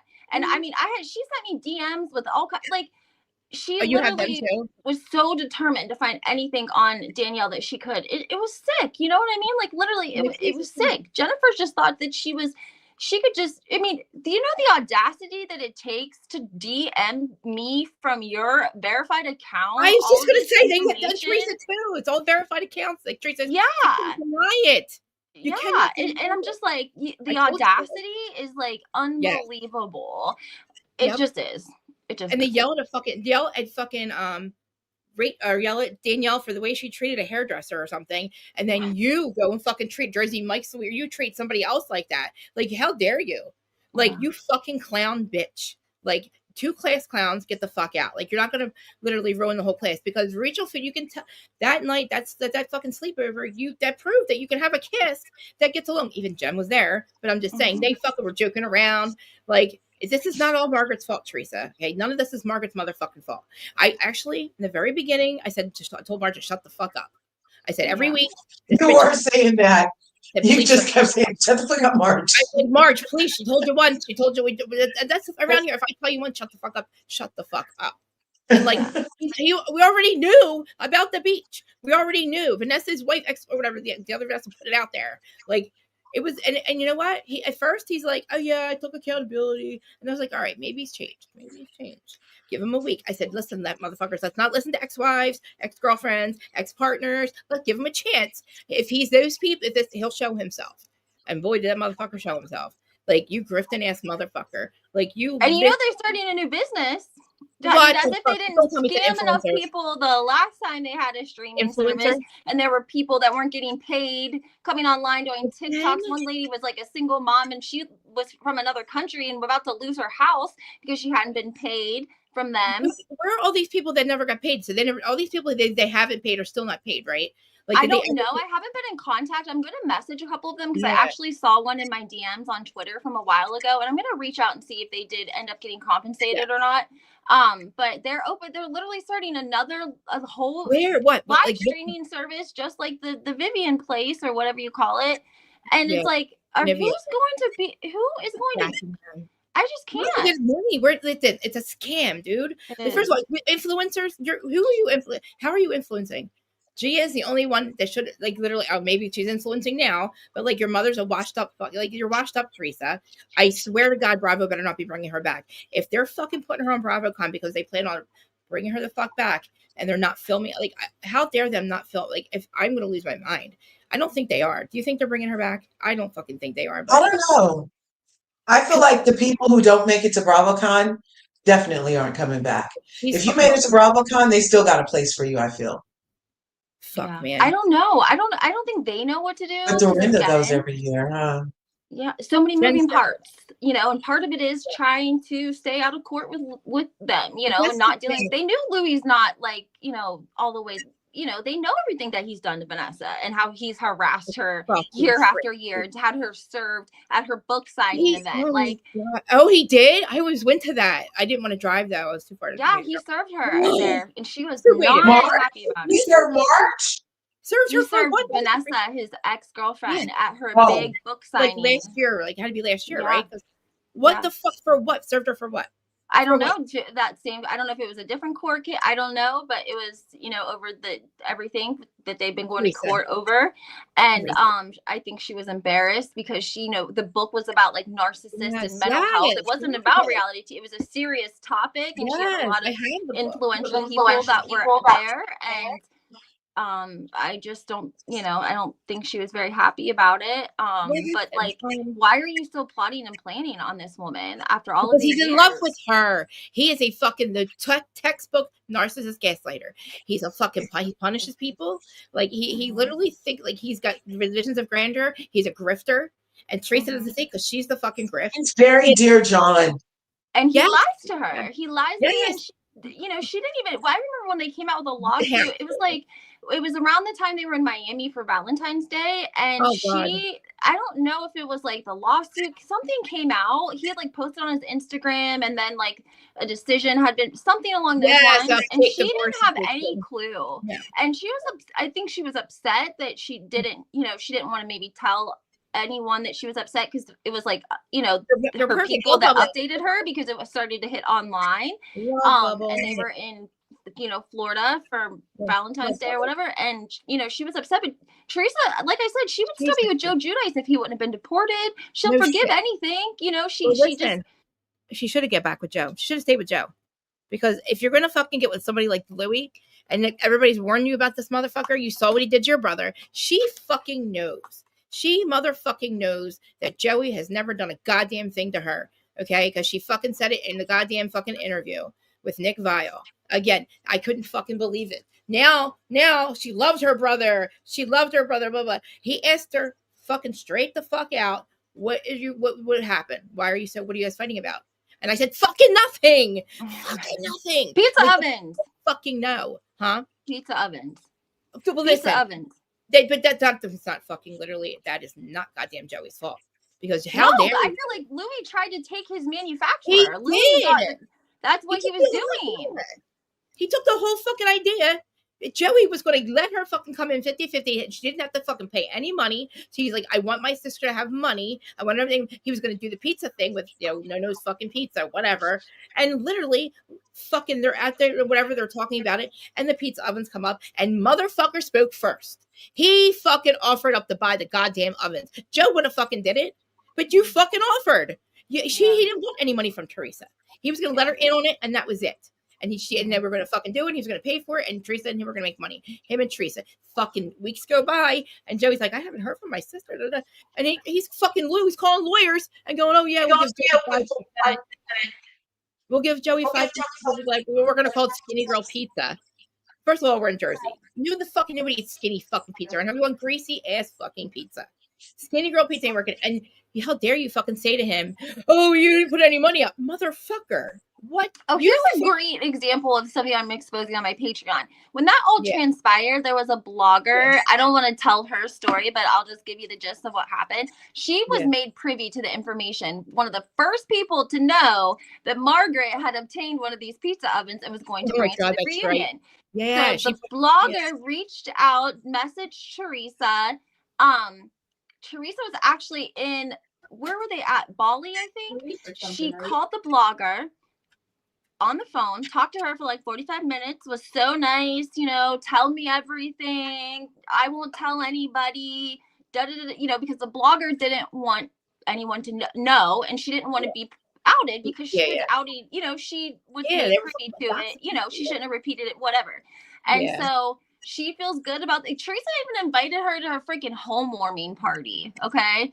Anyways, they get off the phone, and she's like, literally, I kid you not, within 5 minutes, I get a DM from the cousins over at the podcast. Basically, and she knew everything that happened and was kind of like, do you want to come on and tell us, do you want to interview, or should I just post it, or do you want me, like outing it? So Teresa just lied to the girl to get her to tell her everything, and acted like she was, oh, come to my housewarming party. She's in Bali talking on the phone. Imagine being a fan or a blogger, and the housewife calls you. You know what I mean? Like, and fucking snooze your lied, and was like, oh yeah, I won't tell anyone. And within 5 minutes, so Margaret buys the pizza oven, right? How many were there? Was only 2 of them, right? Was there 2 for sale or something? I have no idea. I think they somehow made their way to like a domestic violence shelter organization or something. Why does he care then? Like, why the fuck does he care if Margaret buys a pizza oven? Honestly, because she was going to bring it to the reunion. I don't think we knew. I don't think we knew about. I don't know if that. I don't think any. Okay. So is this pizza oven equivalent to Sonia Morgan's toaster oven? But the caveat is it was an idea stolen from Joe Gorga that was taken, and then Louis just turned all this other stuff happened. Yeah, Louis buys the manufacturer in China. Joe had a hookup with a manufacturer in China, which I think it's pretty kind of used to be kind of hard. You could, you didn't just stumble upon that shit. And that was where I think he really tried to cut Joe Gorga's throat. Was he was like, oh, I'll put up this money and buy these pizza ovens, but he didn't look into any sort of licensing or copyright or anything before he did it. So they spent $250,000 on pizza ovens that they couldn't do a damn thing with. And then blames Joe for it. He basically fucking acted like Joe owed him $250,000. Remember that? And then remember they tried to tell you there was some fucking salon. And if his niece gave him money for a salon, and what was it called, a blowout salon or some shit, something like that. And I was like, that's a fucking lie. I said, that is not even that's not the story. Joe didn't fucking, No, Louis was literally trying to make it like Melissa's family was like taking him for licks. Literally, like, and I gave $10,000 to the cousin so she could open up a salon. Yeah, that's how I heard it. Bullshit. Yeah, no fucking salon. What the fuck is he talking He was trying to make it like he was like this innocent man that just wanted to help everybody, and that Melissa's family was so greedy that they just, were taking him for licks. He took the fucking. Teresa let him do this to the pizza oven. Didn't they get pizza boxes made too? Yeah, they had a whole photo shoot. They spent a lot of money on it. He's like, Joe, and then they couldn't sell them. Yeah, well, because Joe said no, fuck you, no, I'm not Joe. I wish Joe would have just said, go ahead, Louis. Nobody's stopping you, dude. You're not Louis. Joey's not stopping you. You want to make skinny girl pizza? Go the fuck right ahead. Use your goddamn pizza ovens. But I guess he fucked that all up. But see, this is what I mean. He fucks that shit up with Joey, right? That's her fucking brother. And you take what's fucking bet in her life and you broke it. Every relationship. I never in my never in a million years thought that it was her that was fucking reaching out to bloggers and fucking going behind people and the lawyer. And in her own goddamn fucking IG, Teresa, stop denying it. We can see your fucking blue check. All of it. Oh, I'm sure you got all the receipts. I'm sure you have everything. Oh, tons of them. I mean, they were responsible for sending John Fuda's baby mom back to prison. Thank you. She's in a halfway house. She had a private conversation with Melissa's old nose via DMs. And of course, Melissa's old nose shows Teresa the conversation, again, thinking that Teresa's trustworthy enough that she could share this, and Teresa's not going to And of course the attorney found out, and then we got to Fucking post piece this, of and we shit. got to post it on this day when Jennifer and Teresa are filming so that they can bring it up, you know, like the works. And then the girl went back, you know, because it made it out into the, when you're in a halfway house, you're still a warden of the state. They can violate you for whatever they feel like violating you for, and they surely don't want you in contact with the fucking press.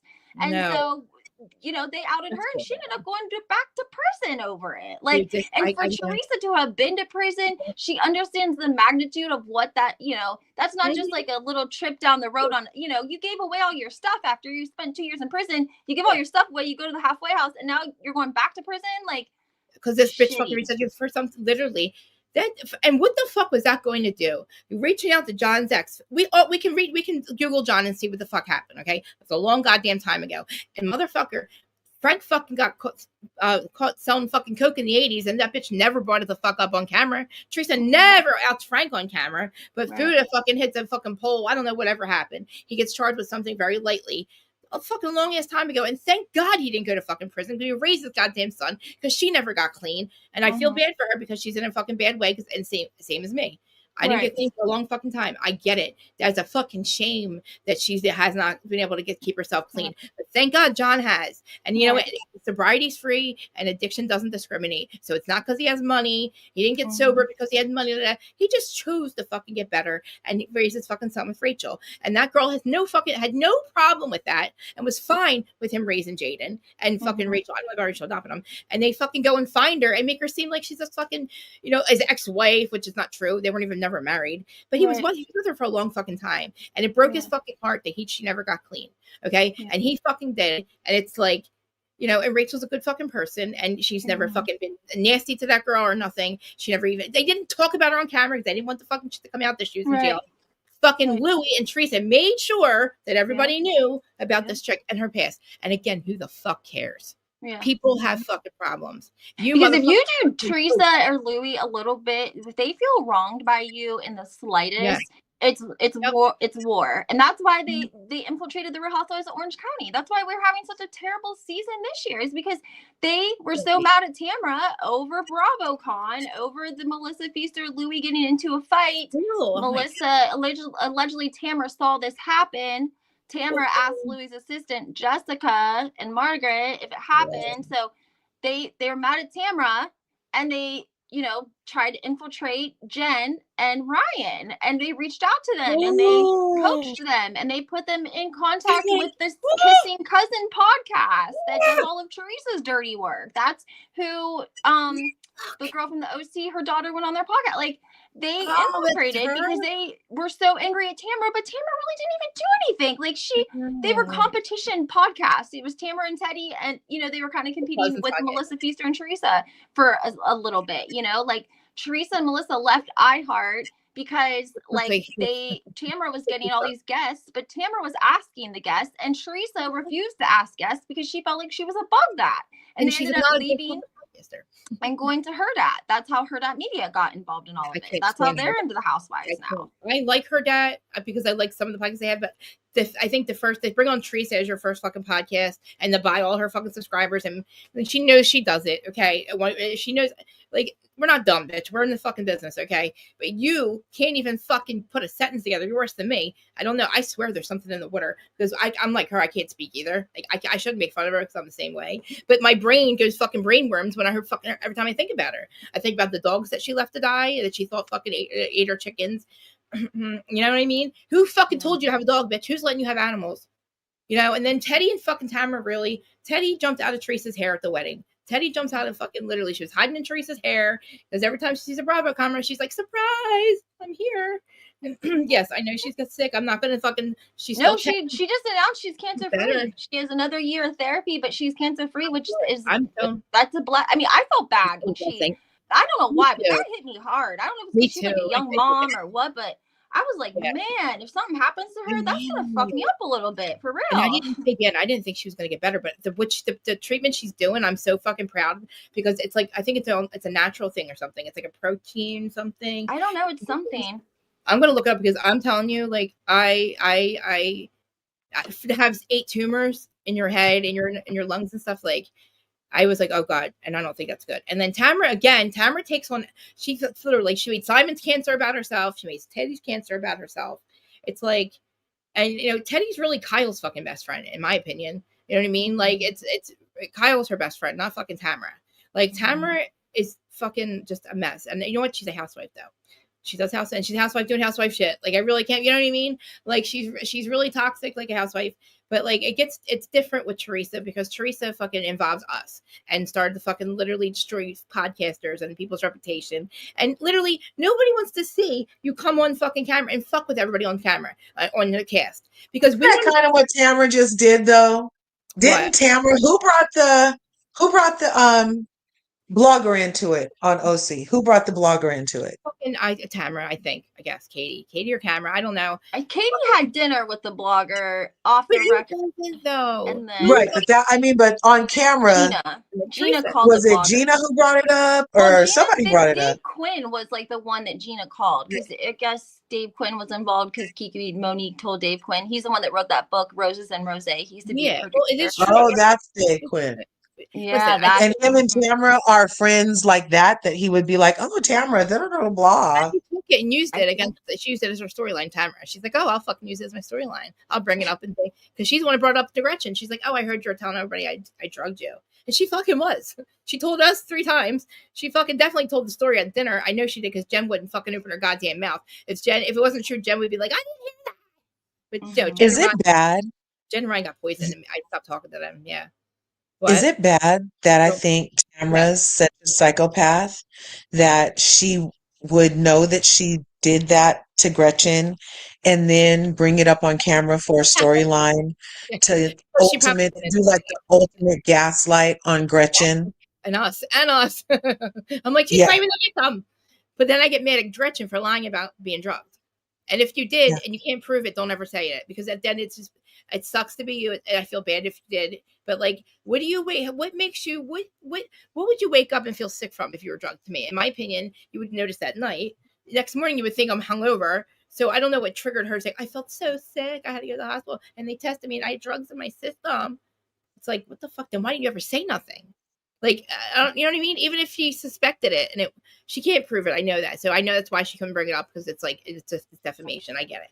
But like, to fucking Tamara, man. I said I didn't even know this was. So there's no rumor that says that she did bring it up, and there's some type of settlement, an NDA that was signed or something. And no, that's a lie. They said don't bring it up on camera. You're gonna get fired. They fucking threatened Katie to stop talking about it and shit. Like Tamara's the one who brought it up. And then they told Slade to deny it, or Slade told everybody to deny the story because they're going to get fired if they talk about it or some shit. And I'm like, oh, so you think it was like a contingency? Yeah, because Katie's like, fuck it, I'm saying it. And Jen's like, no. Jen denies it because she was afraid they were going to get fired. That's what fucking Slade, or I'm sorry, was it Slade to put that in her head? Yeah, because Katie's husband did an interview where he said that when Slade called him 911, Slade was all like, oh, I'm on the other phone with Alex Baskin and, trying to like flex like he's the, tough. Baskin Robbins would have fucking definitely, he's a fucking piece of shit. Alex Baskin Robbins, him and fucking Jeremiah the Bullfrog. They're little ones. They ruined fucking Sand. They ruined Vanderpump in the end. They ruined it. Well, they exposed Lala and fucking Sheena for who they are. But I mean, like, Baskin Robbins don't give a fuck. He's the one who gave Jax all those chances, tried to fucking, give him his chance to be on a podcast or on Bravo, whatever, and fucking, act like you're clean, like doing an interview and say, oh, I did cocaine. I'm so sorry. I'm clean now. 81 days. Blah, blah, blah, blah, blah. And he's like, fucking his live show is fucking a disaster. Fucking disaster. I was the only one that hated his guts in the whole. I'm like, oh, I didn't realize what I was doing to myself. I'm surrounded by fucking people that love him, and I'm like, so I'm at a table. I said, do you like him? I said, guys, there's all these Jack people. Like, I'm like, guys, hi. I'm like, does he have a good love show? who now? Huh? Love who? Remember when me and Richie went to Jackson's show, and I was the only one that hated him, and I pissed off the whole table because I'm like. I'm just like telling you, I'm like, I'm tough love friend. I'm sorry if I'm gonna ruin your time. I said, but he's a fucking piece of shit. Okay. And I was like, I'm here I'll keep my mouth shut. I won't ruin his fucking show. I said, but I can't believe all these people love him. And they're all like fucking Jack, relationship advice. He's all like, blah, blah, blah. He's all over the place, fucking doing math. Fucking, he was late, no luggage. His luggage gets lost. He got no fucking no merch. Paid $125 for his VIP. They didn't even do. He did not do the VIP. He was an hour late. And he was a fucking mess all over the place. trauma dumping, trauma dump. Watch the show with him, Jax, losing his mind, texting fucking Brittany. We're like, I said, put your goddamn phone down. she's talking about Jax from VRP. You guys are the Valley. Yes, motherfucker. Just wait 2 seconds. Sorry, I'll stop. He just because they gave him so many chances and he can't even fucking. He literally and he's so mad at Brittany. I mean VPR. He's mad A at Brittany. VRP. And you know what? He's right though about the new VRP because whatever it is, Right? VRP is people. catchy. They hired people to play on the new Vanderpump. They hired people. Sheena got on. I heard Sheena's going over there. No, stop it. Sheena's off everything. She's gone. Sheena has lost her goddamn mind. Is everybody checked on Sheena? Is Sheena okay? Somebody better. Yeah, Alex Baskin did. He just did a podcast interview with her. Did he really? And is she crying? Listen? She's not coming back to the Valley, correct? Nope. No. No, So Bravo's pissed off at her, as they should be. Oh. They are So pissed, that was as the they should interview. be. yeah, she fucked That's up. the interview where the clip is. So Bravo's mad at me for the book. Yes or no? And the person said yes. Was that Alex Baskin?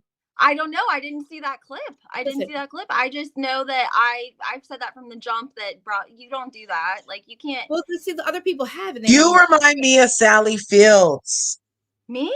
Yeah. Yes. Thank you. Yes. Very Sally Fields. There you go. Yeah. So Gidget. You're so Gidget. Oh my God. She knows everything. Love it. Everything. You know who Gidget is, right? You guys need to Google Gidget if you don't know. The show from the 70s, Gidget the surfer. Yeah, wait till you see my Gidget. You want it for your Valentine. You're gonna see she's all that you can do, but stay with me. Gidget is spoken for.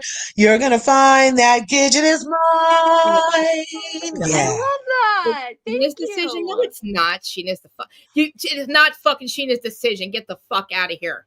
Alex Baskin said it. Did he? It's not her fucking. And here's what Tamara went on Watch What Happens Live and said that Sheena, she made like a passive aggressive joke, like Sheena's probably trying to get on the OC, and Andy's like, "What do you mean?" And Tamara's like, "Oh, well, Brock and Sheena told me this was like her dream job to be on Housewives in Orange County, yada yada yada." And so then I feel like for whatever reason that offended her. I don't know why that would offend her. Because like she's a fucking she's goddamn desperado, dude. And so she had Alex on, and she was like, "If I wanted to be on Housewives, wouldn't I come to you, Al? You know, like you are." It was just very. Why would you book the show? Get the fuck out of here! Just like Jax, it was Jax's fucking. I heard Brox is working at a coffee house in OC or something. Did you hear that? Really? Somebody said that after that, because you just said that, and after that statement got made, somebody like IG, oh my God, just saw Brooke or whatever that dude's name is, working in this coffee shop in the OC, and I asked him, were they moving here? And he said that's the plan. Oh my! I think that's why Tamara's saying that shit. She's so desperate, dude. I'm gonna fucking do a fucking thing, and I'm gonna have to. Because why would he work in the OC and live in the Valley? That is not close, y'all.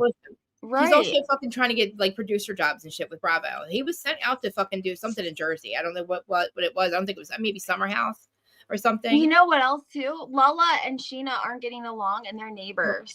And I feel like if she bought that house, because she originally was going to be on the Valley. She said it on her own podcast that she was part of the Valley before the Valley was even created. So Jesus Christ, problems with it. We should just get over it. So I almost wonder if they wouldn't have bought a house there. That's why they did it. Yes, they brought in those. Of course, they went to the Valley, bought a house. Oh my God, that's hanging out with Michelle all the time, hanging out with Nia all the time. Yeah, maybe you're gonna sell it. Hang her on her. She's gonna try to. Well, she was close to Lala, anyways. What a dumb bitch. Dynamic. It's interesting that the dynamic of Sheena and Lala is that Sheena reveals that homeboy cheated on her, right? Yeah. And what happened? He had a on-again, frenemy kind of thing going with Lala because she was like, you was a bad baby daddy and now you're going to be a baby daddy again. Remember that whole thing? Mm-hmm. And then she went from hating him to them being like sister wives, right? Because after Randall left, all we heard was from Lala was Brooke's praise. And now her and Sheena are falling out. And I don't know. I feel like you shouldn't really let women that close to your man anyway. Like she should have never thought that was a sister wife and live in the same house and be that close. Hell no. Hell no. Oh no, no, no, no, no, no, no. Especially with the likes of Lala. I feel like she'll try to take your man. And I almost feel like part of her being so upset with Sheena for telling her truth in her book. Listen to that. Mad at her telling her truth in her book. And the fact that she ruined it by telling that girl Jenna before Sheena could even tell people or something like that.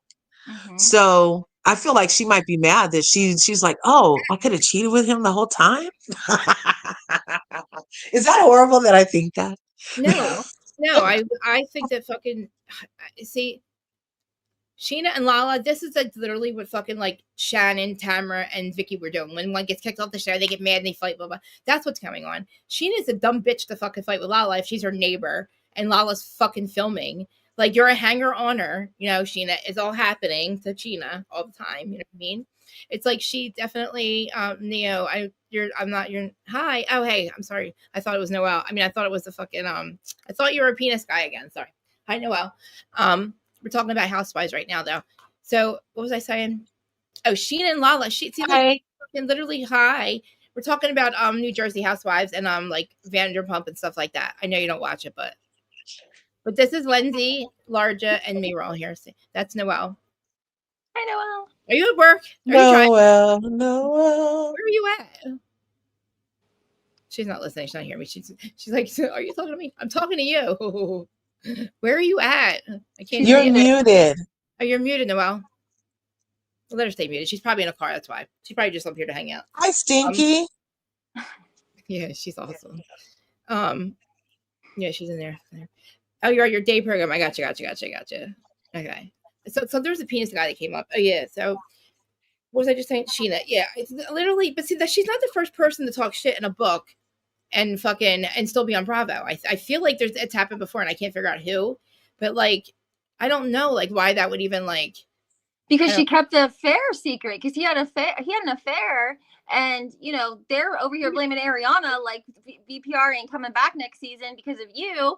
And meanwhile, if she would have told everyone when she found out that her husband cheated, it probably would have been part of, you know. Yeah. You see, like it's not anybody's business for her to touch. Like, and that part about it though, I don't feel like that's anybody's business. Seriously, then come up. You know. Also, but Sheena has a point. She can't win for losing. They're like, you make everything about you. She doesn't tell one thing. They're like, you should have told this one thing, but you just always yelling at her for making everything about her. So she's right for like trying to not take away from what was currently happening, because they would have thought she was fucking lying. If she would have dropped in the middle of Ariana cheating that Brooke had cheated too, they would have thought she was lying for a storyline. There was no possible way she would have won in that situation. None. I think that he was cheating with Rachel, and she doesn't want to say it. And that's my opinion, because she was asked about who the other girl was, when it happened, how many times it happened. She gave the passive-aggressive comment like, oh, I don't even remember the girl's name. She's like not even important enough to remember her name. Like, what? She knows who fucking it. She probably has her location on. Something about a gym. He had 2 phones is how he got away with it, and only happened a couple of times. This was like a whole ass lying affair. This wasn't just one night he hooked up with somebody. No, it was like it was and I think in my heart of hearts that it was Rachel, and she just doesn't want to give Rachel the attention, Raquel, whatever you want to call her. And well, you're making me dizzy. And I think that's what transpired, because she was living with them. Raquel was living with Brock and Sheena. That's what I'm saying. Listen, married ladies, don't let no lady stay with you guys. Don't let no best friend, not your sister, nobody. Don't tell they can't stay. You're right. You're 100% right. 100%. So remember I told you that Juicy was doing a story time on YouTube? Did you find it or no? I haven't listened, but I checked out a little bit of it. I think it's hilarious. I mean, I've said before, like, Juicy is in a tough spot because as much as he, you know, is a strong man and a strong father, he's still kind of at the mercy of Teresa, and he's somebody else that, like, you know, he profits when Teresa profits, and when she's doing good, he's doing good, you know. And they came out with the sex toy line that they were gonna do, and they still have it. Who you has know, sex toys? They Yeah, have they they, have sex they have a toys. sex toy line in the Bahamas, and they use that to wash the money. Louis washes his money through it. Juicy So doesn't. him and Candy Burris have sex toys. Well, they I don't anymore. Teresa yeah, don't stick with anything. That's part of Teresa's yeah. problem. Teresa could have a successful legging line if she would actually invest in a company and stick with something. But she was getting deals whenever she got with Louis, and eventually he made his way into the business boardroom with her, and she lost a jewelry line because of it. You know, they sold the leggings like one time. That was it. You know, he's got her selling calendars, $50 calendars on TikTok Live last What? They're here December. to work on our internet. I have to go. So Aww. It was Yeah, so that's great probably chatting gonna with turn off you. the come back thing. Friday. Yeah, it was good talking to you too. Housewives Yes. on Real Housewives of Salt Lake on Friday. She's Florida. so funny. I love her. Isn't she Very awesome? soulless.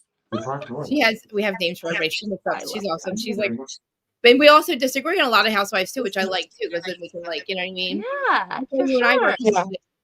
Well, you I and can I, stay on as long as he until he resets it. You know how they reset it and then stuff starts buffering. Yeah. So why is Teresa? Why do you think she's on so many panels? It makes the only thing I can think is that they're going to bring her back. I hear myself. I Do you don't know anything? No. I don't know. I figured that they're probably just trying to let her hang herself, you know, like She already has. you know, they're using up all their you're trying to get every last penny dollar that they can out of her before they I think that they think that they still need a big name like her, because the panels don't sound very appealing. Like listen, like Jacqueline, listen, honey, she's going to BravoCon, and I refuse to fucking fly, so you'll never see me there. The last one I went to was the one that you were at, the one that when you were there, and I was like, I don't remember her fucking name. Oh crap, I couldn't call her. I was like, I don't know her name. Shit. And I was like, and then I'm like hiding behind Adam. I was scared to death, but like That's I'm so scared. funny. I just feel like New York City is the best place for BravoCon because it's so like a center hub, and people can come and go to BravoCon for a day, versus when it's in Vegas, it's like only the people that live in Las Vegas can really access, because by the time, you know, like it's just not feasible to go there for one night or one day. And I don't know. I hate it in Las Vegas. I wish that they would do like every other year at least, like do the East Coast and then the West Coast, because it's just such a different vibe in New York City. Like fashion, it just feels different. Like you're in the city. And 30,000 people come in just for that. Yeah, and I know and you can. Not many people are going to go to Vegas, because maybe some people don't want to go to Vegas. Vegas is fucking like, we've got gamblers or not. Somebody that has a gambling problem is not going to want to go to BravoCon in Vegas. Like No, and Frank Tanya's not going to be there. Frank's not invited. No, Frank is not invited, which freaks me the fuck out, because I hope that they're still on the show, because like we're having a Jersey Christmas on the season, and like him and Brittany are married. Like they are such a great couple. Like, and the Catanias, they should have just had their own show. They should have had all of them on there. Like the first season could be like engaged to the Catanias, and the second season would be like marrying the Catanias. The third season would be like having kids with the Catanias. It'd be like Frankie, his wife, Paulie, Dolores, because they all fucking hang out. You know, and like Paul, I don't know if Paul is going to get engaged. I don't know if they need to get engaged. I don't know what the fuck they're doing. Do you think that Dolores has something to do with him not being at BravoCon? I have no fucking idea. That would suck. I don't know. Because I feel like Paulie doesn't like Frank. I'm sorry. I just no. I don't think that they have a great relationship. And Paulie just went with Dolores to like Brazil for some kind of like award for NBC. I don't know, something with NBC Universal. Yeah. And so he was loving the attention. Paulie loves attention. Just FYI, yeah, I met him at the Namaste Bitches live event, and I just think he likes, you know, having a pretty woman and all this, you know, lifestyles, nude, you know, he likes it, but I just don't think him and Frank vibe, and I don't think that he wants Frank around all like that. And because, you know, Dolores is good to her man, because she probably has a lot more pull now. She depended on Frank up until she met Paulie, or until she met the other guy. Like Frank was still redoing her house for her. Right. Frank was still running the bit, helping her, you know, let her run the drink. So literally, Frank never left the family. Frank was still the family man, even though he cheated and left with the girl and all that shit. But like, they worked really hard for that relationship, and Frank thinks everybody's going to be like Dave was, you know, Yeah. because Dave and him became fucking best buds, you know, living Yeah. together and shit. And some people don't want your ex-husband fucking all over. Delore walking in the house, not knocking. Right. But like, think it's Frank's house. But like Dolores,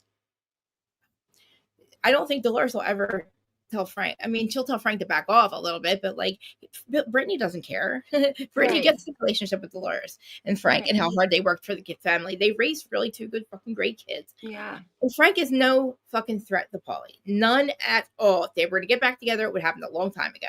But I do Right. understand him being so fucking all over the place. He's always like on top of it. Like Right. Frank's like, come on, Paulie, go, let's hang out. Like, why don't you be my friend, Paulie? It's like, Right. Frank, not everybody's nice. Not everybody's like us. Not everybody wants to just fucking be friends with everybody, you know, like, you Yeah. know, and I guess that's really, but no, Paulie needs to put a ring on it then. Yeah. Like, what's he waiting for? Dolores will get. He's not divorced because he's running brothels in another What the country fuck with is his going on? ex-wife. Yeah, I heard. But listen, why the fuck does that matter? It's business. Like you're not married to her anymore. You just have a business with his ex-wife. Like I don't know if it's the laws and over there. It's different. maybe, I don't know. Maybe like Dolores would own. See, you know what I mean? Because like the ex-wife, I don't know what they're like. I don't know what it's like in Ireland because they have kids. You know, I don't know. Maybe I assume. I thought she was around here. I thought she lived around here. No, she lives in Ireland. She lives in a whole other country. Yeah, that's how I think like the brothels are more legal or more socially acceptable in Europe, maybe. Yeah. You know, Amsterdam, Germany, Ireland. I don't know. That's just my assumption. But yeah, they like she's in a whole other country as well as his children are too. I know that. Well, I kind of knew that, but see, I just figured, I just kept saying, like, well, who cares? It's their business together, but like, that doesn't mean you can't marry somebody else. You know what I mean? Like, they separated their marriage. They could separate their business too if they had to. You know what I mean? Like, what's the big deal? Separate your business or not, or just don't. Whatever he's doing around here, and he has Dolores working for him. I don't know how that's working out, but Jacqueline, Jacqueline went to the fucking baseball game, right? The charity baseball game. I tell you, what was there, like 50 people? She said it, 50 people tops there. I was like, wow, not including Teresa. Second year in a row, the bitch didn't fucking go. Why? Because she's away with Louie. And you know what? Bitch, fuck you. Now, because you're not getting paid, you're not going to be there. She doesn't even show up for Dolo? Charity fucking baseball game. 2 years in a fucking row, that bitch went on fucking vacation instead. Like, what? Just because it's not being filmed and you're not going to get fucking paid? Are you kidding me, dude? Like, what a bitch, dude. And that just shows you the fucking Dolores stuck up for her. Or didn't even fucking literally oh my God, this literally just let this shit go for years. And I know behind the scenes, she's telling her how she feels for real.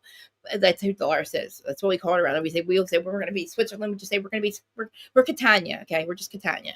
Because they always stay neutral. And that's the way to do it. But like Teresa, when you fucking Dolores and Frank over for real, like when you really fuck them, like she fucking wanted people to know that Paulie cheated on or no, she was trying to get Dolores to be a cheater. She was trying to let it out last season that they were on, that Dolores was cheating or something. And I'm like, Dolores, if you don't fucking stop, like if this has got to be the end of it. Like if you don't realize what she just did to you after years of fucking loyalty, fucking blind ass motherfucking loyalty in public, you know, tough love friend behind the scenes, but Dolores will fuck you up, dude. Like not physically, but like you don't even know like what the. But I think Dolores was privy to a lot of what was going on behind the scenes. Oh yeah, with the things that she was doing with James Leonard and Kim, you know, all that nonsense. And I think it was almost like she didn't even want to know because she knew that what Teresa was actually capable of. But I do know what you're talking about because they were saying that Dolores was like. Not that she was, I don't know if she was allegedly cheating on Dr. David or not, but the guy that she was dating was cheating on his wife because he was like a morning news personality. And that when she showed up in whatever season it was, and she had gotten an apartment in New York City, and everyone's like, why do you need an apartment in New York City? Like, that's kind of weird. That doesn't make sense. And the allegation and the implication was that she's sleeping with this guy in New York City. So yeah. And her going to Rhode Island, I lost my mind when I heard that because I'm like, where the fuck is goddamn Rhode motherfucking Island? Dolores, why the fuck are you going to Rhode Island? Anyone checked on Jennifer, Aiden? I know. It's like everybody checked on Sheena, everybody checked on Aiden. Dude, she better be in rehab, okay? The bitch better be in goddamn rehab. I think she's coming out with a podcast. Huh? She's got a podcast. She's coming out with a podcast. I think Jesus Christ. I don't know why listen, she should have did it a long time ago. Everybody else does, right? Right. But like, first of all, none of them ever worked. Okay, fucking Jackie's didn't work. Jen fucking and Fessler's didn't work. Like Jennifer Aiden, nobody wants to hear your fucking ass. Nobody wants to fucking hear from you. If we wanted to hear from you, we'd want you back on the show. We would be pushing for you to come back on the show. So go get a podcast and explain your story, tell your side of the story. You were fucked up, bitch. You were fucked the fuck up on a fucking literally Sunday goddamn morning or Friday morning. I don't know. On a weekday, I don't know what the fuck day it was. But fucking Bill was pissed at her. I don't think Bill's talked to her since. I think Bill was done with her after that. The people said that he was like laughing on the fucking thing. He was pissed that she was acting like that. Oh, he was really pissed that day. Yeah, he was not fucking happy for the way she did. And he let her go. He let her fucking run her, talk her, run her. Oh, everything. He was so fucking bad. I can't even watch him. I lose my mind when I watch it. The way that she talked about this poor woman in front of all these people. And the lady, and it's like the lady's daughters were there. And it's like, thank fucking God that they were smart enough to know that this bitch was going to go on TikTok. Because the daughter gets ahead of it. She's like, I hope this fucking bitch is on goddamn TikTok. And she's like, oh, fuck this bitch up. And I'm like, oh my God. And then here comes fucking Jen. Blah, blah, blah, blah, and fucking Laura Lee next to her. And I'm like, fucking, what the fuck is this? I'm going to go back and watch it. I'm so shocked that I didn't recognize that she was in that video. She's literally walking with her, like they're walking away or something, or walking down like one of the corridors or something, and she's like on camera, and she's like, yeah, walking, and she's like, oh, Gianna, everyone, no, Gabriella, and I'm like, who's Gabriella? Oh my God, Teresa's with them, and I'm like, see, my problem, fucking Laura Lee, you fucking dumb cunt. Okay, I hate that bitch so fucking much. Yeah, like she was smart. She would have fucking stayed on Marge's fucking good side. Because if you notice, who is fucking Marge's? Who's Marge has fucking the chick, her assistant chick. Lexi. She's basically a character, Lexi. Duh, bitch. They didn't fucking want you. You tried 3 motherfucking times. They did not want you, Laura Lee. You're a goddamn fucking two-faced bitch. You get to her. So then you decide Marge is your enemy now. She's been your best friend for 40 fucking years. Of course you know all her goddamn secrets. Just like Teresa, you're the last motherfucker. If there's family secrets, why the fuck you putting them out there? This Teresa's like, oh, but you don't even know what he's done. Da, da, da. And it's like, no, bitch, no, shut the fuck up. You're a sister. Mm-hmm. People are not going to be happy with the fact that you're putting family secrets out there. There isn't any. I'm not saying there is, but I'm like, if there was, she thinks there is. Like, Joey Gorga's not a Gorga. Little Glory's not. Oh, my fucking God. And then to say that her parents thought that, too, that he wasn't a Gorga. Do you know what that's going to do to him if he hears that? And his fucking the parents are dead. So you can't even just ask them if they thought that. Right. And it doesn't make any goddamn sense because he's the second child. Or Antonia's the firstborn. She would be the one that would be Bulldog's kid. Right. Firstborn. Hello. Unless you want to say they both cheated in the middle of their marriages and had fucking little Joey. Right. They all look just like both of them. Okay. And Teresa, who the fuck are you to say that shit? Like, who does that? I know. Little Joey gave her a goddamn kiss. Hello. Okay. Like, he's still, like, I know he hates his aunt, but I mean, I hate the bitch too. Like, and then Gia, who the fuck are you? I'm telling you right now. Like, I wish they fucking literally would. I wish Trisha would respond to me because I want to know what the fuck broke in this bitch. I asked her, what broke in you and when? When did it break? Like, when? Like, when did that break in you that you hate your brother? Because you have to hate your brother. And you went to prison, and then you came out and you blamed the universe, okay? Oh, the universe did this to me so I can meet Louis. Oh, the universe is not Teresa fucking, like, Teresa Giudice, not Monica Chacon. Teresa, God didn't come down, take your hand, and go, Monica Chacon, it's all my fault. It's all my fault, Teresa. Here, have Louis. Here's your prize. Your consolation prize here, because I put you in jail. Oh my God, it wasn't the first time the bitch fucking was creating mortgage fraud. It's the only time we got caught, okay? It's the only first time. They were doing it for a long ass time. And he said to him, please just satisfy the mortgage, Joe. Teresa, please satisfy the mortgage and I won't fucking say shit. Because guess what? If you don't, then they're fucked, not them. Monica and Joe fucked. Like, so they didn't fucking satisfy the mortgage. And they're like, what the fuck? And then they look at their taxes because, oh, you're in trouble for that. And then, of course, they're going to check the tax thing. And, of course, he didn't sign it. Teresa, you don't go to jail for not filing your fucking taxes for 10 years. You have a chance to pay them back. That's not why the fuck she told Nick Viall that again. It's like, no, bitch, no, Monica motherfucking Chacon. I just want to scream. Like, I had to sit there and fucking tear the whole thing apart. I'm like, no, let's go back now. I had a whole fight with Jacqueline Larita when she tried to fucking come on there with Kim D. When her and Kim D and Teresa made up and they did this fucking podcast episode, I said, I canceled my Patreon. I said, Kim, what the fuck are you doing? I know you're using her. I get the fuck. And I knew that. And I knew that she still they hate each other just like Jacqueline fucking hates her. Jacqueline had this balls to go on fucking Dana's thing and start going, oh, Melissa's fault. It's all Melissa's fault now. It's all Melissa's fault. It's all Melissa. And I'm like, you fucking cunts. How dare you recreate history again? 3 of you. And I'm like, no. Let's go back to rails. on season 6 when Jacqueline flipped the fuck out. That's how Teresa is. That's how you feel better, and that's how you'll always feel better. And and you're using each other right now. It's not going to work because guess what? It broke apart again because now fucking her and Kim D are fucking battling again. Yeah, over the fucking Louis and Vanessa because of the fucking court thing. Because Kim originally was on Vanessa's side. Of course, she was just domestic violence.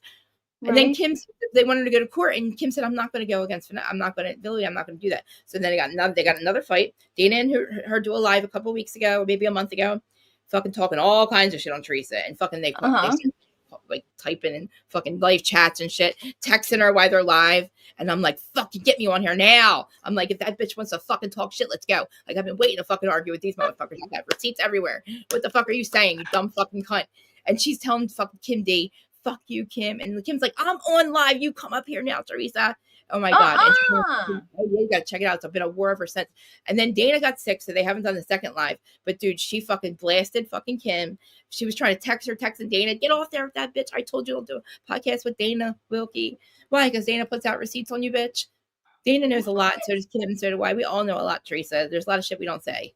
You're lucky that, like, literally, I don't want to embarrass your fucking kids and you and your, you and Louie, your sex life and the shit that he wants you to do. And, like, it's just a whole mess. And it's like, I said this is going to happen. She's going to lose everybody on her, but she did it to herself. She did it. The first half of the people she lost because of herself. Like, she knew what that was doing to Joey. She makes everybody look like, okay, she doesn't have a soul. So, of course, she's going to say, I can forgive them. Oh, yeah, we can move on because you don't care. When people hurt people, like, you can't just, like, forgive them. Like, Joey's really fucking hurt. That's his sister. It's not one thing. It's, like, the Gorga thing. It's, like, everything. The fucking wedding. Like, what you did to Melissa. You asked me to leave my wife after 21 years. She's a cheater, Joe. She's a cheater. Like, what, you mean my wife with your niece and nephew? Like, what the fuck are you saying? Louis, who the fuck are you? You just motherfucking got here. You don't even go here, dude. And you're telling him that his wife has to get the fuck out of here. And then you think you're going to take Dave's deal. You're going to fuck over Dave and Dina. Then you're going to fuck over fucking Joey. Then you're going to fuck the whole cast. Then you're going to fuck over Fuda. Then you're going to fuck over Frank. You fuck with Fuda and Frank, you're screwed. I'm telling you right now, they will never fucking forget. They will never forget that. One of these days, that's it. It's done. Well, I mean, Frankie was working for Louis, for a while, and I talk about this in my Patreon because I gotta forget. And I know you know the ins and outs of all that happened, but like Louis, I don't know. I mean, we're talking about the man. He goes to he'll start a fake business almost just to impress somebody, like it's a grift. Everyone's a grift. They had those fucking lead lists and shit. They get people to sign up for shit, and then they don't fucking come through. And then they can say, "Oh, you invested. Oh well, you take a fucking chance." It's like, and did they really borrow $500,000 from fucking Jen Aiden and Bill? I don't know. I've leaned on the side of I think that there was some sort of money grab situation that went down between them because Jennifer was just so desperate to be up Teresa's ass and so desperate to be on the show.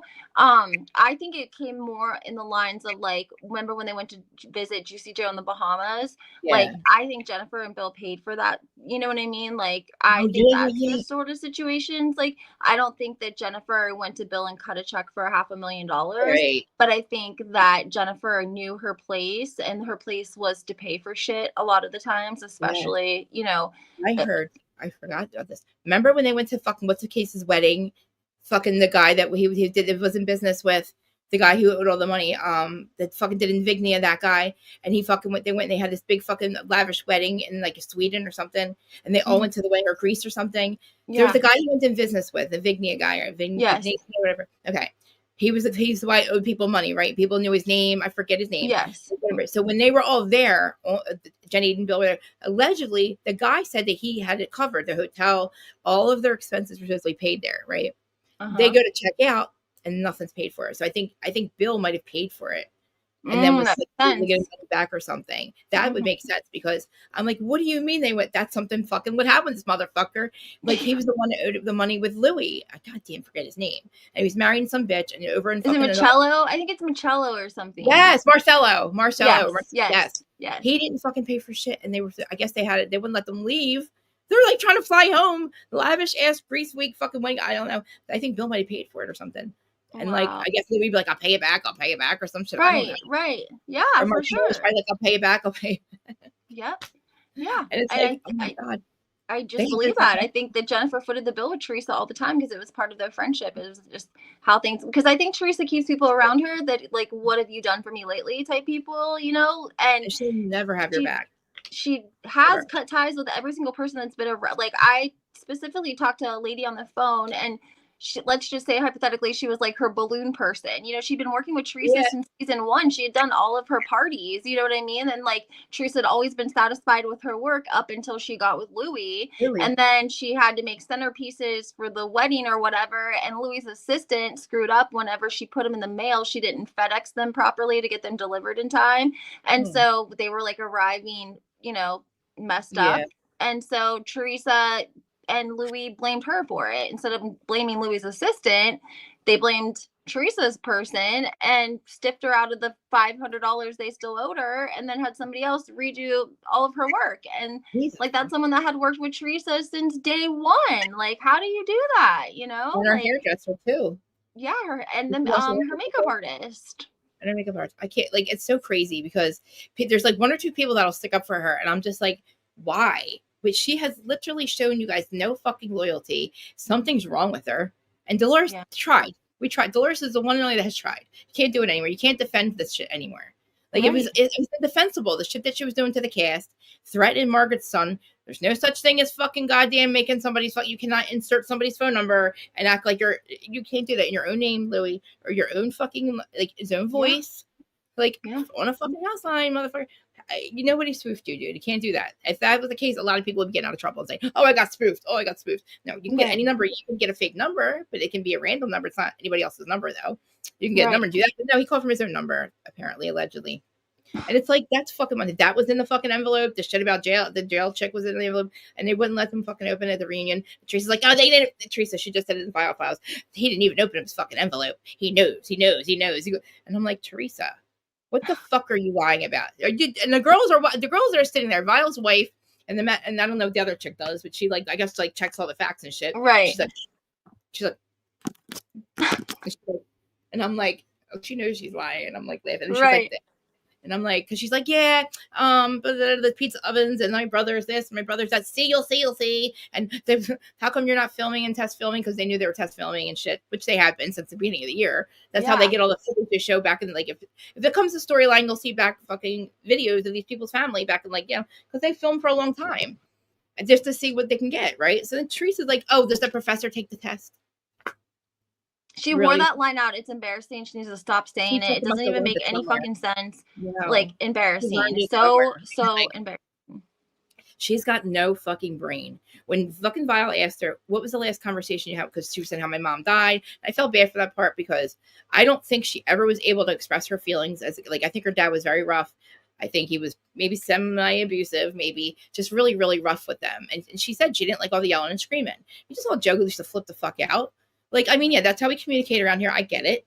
Like, we do. But, like, you know, I think your dad was, like, a little bit, I mean, he's older now, but I don't want to say too much. But, like, I think the treat that really affected her. And I think Louis the same way. And I think that's why she's losing a lot of weight. I don't know. I don't think she's okay mentally or physically. I think that she is really broken. And, like, she's old enough to know better. But now she's fucked. She's got nobody. And I know Joey. Joey might, maybe fucking forgive her. Maybe fucking come to her rescue. Not to rescue her, but, like, to be there for her if something happens. Which is so fucked. Because she would never do that for him now. She's fucking told. Didn't she tell Gabrielle that she hated her brother? Didn't she? Yeah, I mean, look at what they said about Melissa. I mean,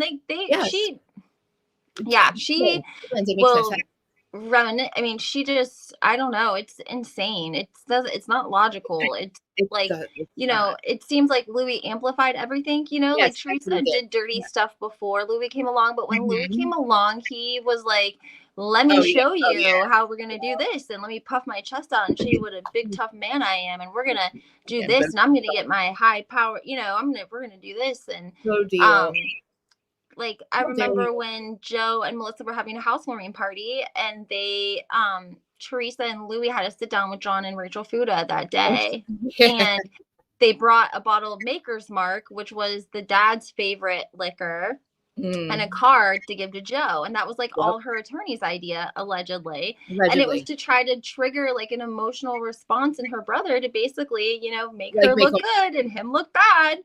always, because who's good? But again, he's like, I'm done forgiving her. And they listen. I wish the card. I wish they would have saved the goddamn card. I would have done anything. I just joined your Patreon. I would have done anything to read that fucking card. But I know, again, she doesn't fucking mean any of it. It doesn't matter to her. She has no idea what she's upset about. She says that the wedding, bitch, the wedding, fucking, he wasn't there because of the shit that was happening. Like, I how dare she gaslights people with this wedding thing. He fucking literally, like, was like, why would I be at a wedding? You just told me to leave my wife. You want me to get a divorce? You're telling everybody my wife's a fucking cheater. First she's a stripper, then she's a fucking cheater. And it's like, oh, I didn't say it. Oh, I didn't say it. Oh, but you fucking sat at the table with the bitch that was fucking saying it and said, go ahead, go say it. Like you did with fucking Kim D. Kim D's not lying about that. You said it on camera. You looked at Melissa and said, oh, are you a stripper? She just did it again on Vial Files. We never found out if she really was. We don't know if she really was. Who the fuck cares, Teresa? Nobody gives a fuck. She wasn't a stripper, by the way. You have to be 18 to work at the fucking club, okay? Like, right. She's so dumb. It never happened, okay? Never fucking happened. Joe didn't just pick her up out of the club and save her life. She wasn't fucking poor. Like, she wasn't some poor little fucking stripper that just get the fuck out of here. Right. I used to say, though, he is too short. I was like, she can't love him. He's too short. I was like, oh, he's too short. But then I'm like, no, she loves him. She loves him. She does love Joe. She does. Yeah, I mean, they're the longest running couple, longest married couple on Bravo at this point. The only person that had them beat was Kyle and Mauricio, but they've been separated, you know. But literally, Joe and Melissa are the longest running couple out of all of the Bravo franchises. And I think Teresa hates that. She hates that. No. And she wallows in hate. And she hates Melissa. And she hates that Melissa's making money off sprinkle cookies.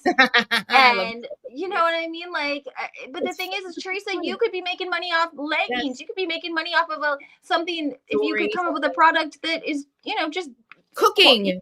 Whatever. Yeah. Like, she doesn't. She. I guess he just fucking. He took over and fucking literally got rid of what's it? The lawyer, dude. He's in Camden County right here. He was from this fucking district, right? And I don't know if he's a piece of shit lawyer or what, but he wanted to be a fucking housewife. Mm-hmm. I couldn't believe. I can't wait to read the receipts because I know this motherfucker was fucking co-signing everything. Well, like, I think what happened was like Louis wanted to get in like with the money, like when the money's coming in, you know, because he's that's what he's about, and I feel like.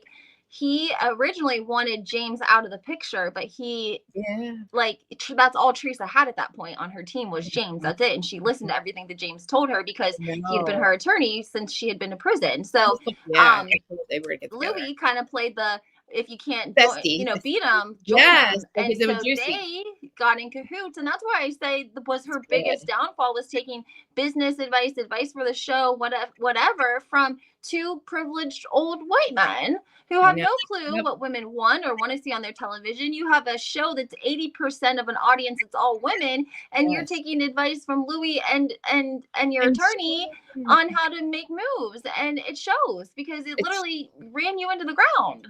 Yep, the scorched earth, man. He scorched her fuck, and I kept saying it. I'm like, oh god, Margaret, shut the fuck up, Margaret, because this is going to go. It went on forever. It's still going. She still has not forgiven Margaret for that. Margaret she should have shut the fuck up first week, but whatever. It was already out there. Margaret was not the one who fucking was going to make Louis expose Louis. Louis exposed Louis. Okay.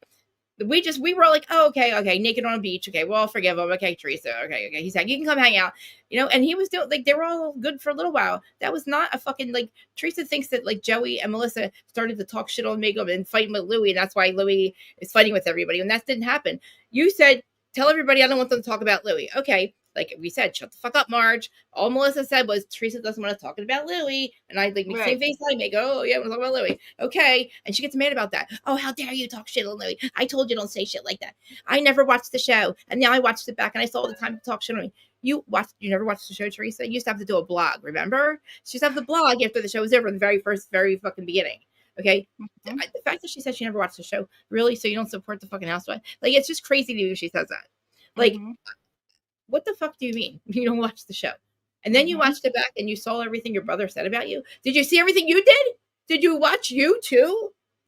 Fucking Monica Chacon sticking it fucking. I will never fucking forget. I can't believe when she fucking talks about her fucking deal. I'm like screaming at people and nobody listens to me. I'm like, she signed somebody else's motherfucking name. She knew, and She then provided the fake courthouse. paycheck stubs. She told Yes, the bank that she was a realtor. She told them that she worked like 25 to 35 hours a week as a realtor and provided fake paycheck stubs. Like, I know. this The lawyer, wasn't the judge is her signing like, some yes, documents. I know. The And the judge's like, thing what about it is people forget that they would, and I brought this up, is they never would have went to prison, but they were so untruthful during the indictment and the trial itself that the judge got pissed off because they had to do like an inventory, if you will, on the items that Teresa and him had in their home and what was valued at what, because they owed a lot of restitution. And Teresa was very upset. She didn't want to have an auction. She didn't want her things auctioned off. And they lied about their assets. And they lied about ATVs and different things. And the judge was pissed and felt like they disrespected the courts and didn't take it serious. And that's essentially why Teresa went to prison in the first place. Because if anything, Joe was going to go away and take all of the heat, and she was going to stay home with the girls. Yep. And literally, he's like, you made a mockery of my corpse. He's like, you made a mockery of the courtroom. Yes. I'm like, you made a mockery of the courtroom, Teresa. Like, you can't sit there and do your dumb shit like you do to everybody else. Oh, I don't know. You can't lie to a goddamn superior judge, bitch. You're in trouble for fucking stealing goddamn money from literally fucking, you like literally fucking up everything. And like, how dare you not be, I'm not mad at Juicy I'm mad at him for not becoming a citizen all this time. Like, what the fuck were you doing? Why wouldn't you just become a citizen? And how the fuck were you literally, I don't know how he had any businesses. I mean, I guess he was allowed to, I don't know what, I got to listen to his fucking thing. Like, he starts to fucking go on rants and he's telling the truth, but then he sticks up for Teresa. And that's when I start flipping out. I'm like, oh, look, fantasy stories with Joe. Look at fantasy time. Let's talk fantasy stories, Joe. And it's like, and he's like, okay, story time with Joe. And like, at least he's telling the truth, but he'll tell you the whole thing happened with his fucking lawsuit or with his thing. And it's like, Teresa, he's telling the truth. What do you like? What do you mean? We have the truth right here. Like, what do you like? Whatever, man. I just, oh my God, Laura Lee Jensen, dude. I can't. She did an interview that one time, and I'm like, and I did that again. I really bad. I shouldn't do that. Go on Creator's thing and go for the interview and fucking tear it apart. Because literally, Nick Viall should have fucking did his homework.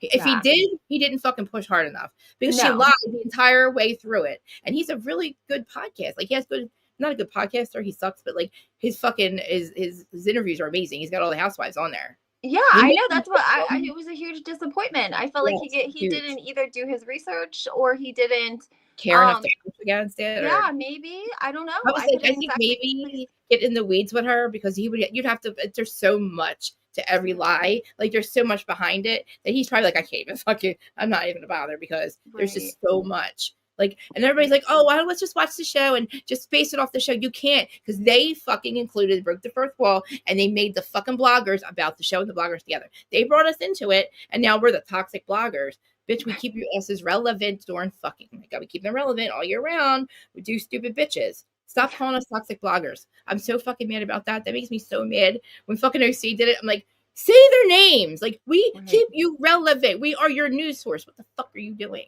Like, you come to us when you want us to talk. We do. We keep them relevant. We absolutely do 24/7. You don't go to CNN. You don't, nothing. If we weren't talking about you, who the fuck would be? Right. Exactly. Exactly. So shut the fuck up. We're not toxic. You make us toxic. You made me lose my goddamn mind. Like, I was like, remember I kept saying to you, why is it so toxic in Jersey all of a sudden a couple of years ago? I'm like, it's never been like this. And you're like, I don't know. I'm like, I don't know either. And it was like so weird. I'm like, why is everybody so fucking mean? I'm like, why is everybody? And I'm like, oh shit, Teresa was paying these motherfuckers to do this shit. Like, I don't know if he was paying her, but like, I don't know with Gabriella. I don't know. I feel bad. She kind of just like fell into that shit, I think, right? Well, like, that was part of the thing too, was like, you know, Teresa wasn't, like, you have people moving the internet for you, and you aren't compensating it, because Teresa, she never really had, you know, even the cousins over at the podcast, you know, she didn't pay them in cash. She paid them in a podcast with, you know, followers, and you know, she paid them in gossip, you know, stuff that they could use for their Patreon that was exclusive. You know, we would know what was going to happen the entire season before we've even gotten one episode. You know what I mean? Like, and it was obvious. It was blatantly obvious. It was blatantly disrespectful. What did you think was going to happen? I mean, it's just crazy. It's crazy. Like, you're like, tell me about this pizza. And I'm like, that's not fucking true. I'm like, she's lying to you guys. I'm like, she's fucking lying. I'm like, this is not happening. Yeah, like, I mean, it's nothing is above her, like, not lying. You know what I mean? Like, she literally It's like if they think somebody wronged them, look out, because they are coming for you. I've never seen anything like it. It's so sick. Marge, I know they want Marge that like Marge. I mean, I wish Marge would just shut the fuck up. But even if Marge said it once, she still would have blamed. She's still blaming her, and it's like everybody else's fault. It's never anybody else's fault. They don't get it, and it's like fucking critical thinking right in front of your goddamn face. We can see Teresa. We can read Teresa. We see how you're like. We're old enough. We've been with you on this ride. You fucked yourself because you were an iconic fucking housewife. They brought you back after prison. Lucky. But Jen Shah's about to get out and like crush her at your. She's gonna like climb. She's literally gonna just knock you out of your fucking first place spot. But Jen Shah's gonna be back. She's out of prison, dude. How does it? She's out of prison by March 2026. It's like it's like 3 months away. How's this bitch getting out already? I thought she just got there. I'm like, oh, she really got out. I was so mad about this. I'm like, this fucking bitch should be. I was like, she's going away forever. Don't ever say her name again. She's never coming back. Fuck her. She's never coming back. Let's stop talking about Jen Shah. And I'm like, here the fuck she is. But now, moving on real quick with Salt Lake because I'm sidetracking because I'm high. Bitch, I want you to punch. I'd really give Heather a black eye. Now you should give her a motherfucking black eye because that's a lie. Jen didn't do that. And fucking Heather had fucking literally. She got Botox and then she got a sty in her eye. Just that happened to me too. And your whole face blows up. And that's what the fuck she had. And then for 3 years, she makes everybody think everybody else did it, right? Jen did it. The press producer did it. Ha ha ha, joking about it. Then she's at the reunion. Oh my God, I was so scared of Jen Shah. Oh my God, I was so scared of Jen Shah. Jen Shah did it. I'm so scared. And they're like, oh, Heather, it's okay. She'll never hurt you again. And it's like, you fucking clown. You should have walked out of that room that day and never said a fuck. You hit your head on the door and then said nothing. If you wanted to protect Jen Shah, you would have said you hit your head on the door. Some fucking bitch. You mean they were doing a lot of like alcohol and substances. Oh yeah, still trip.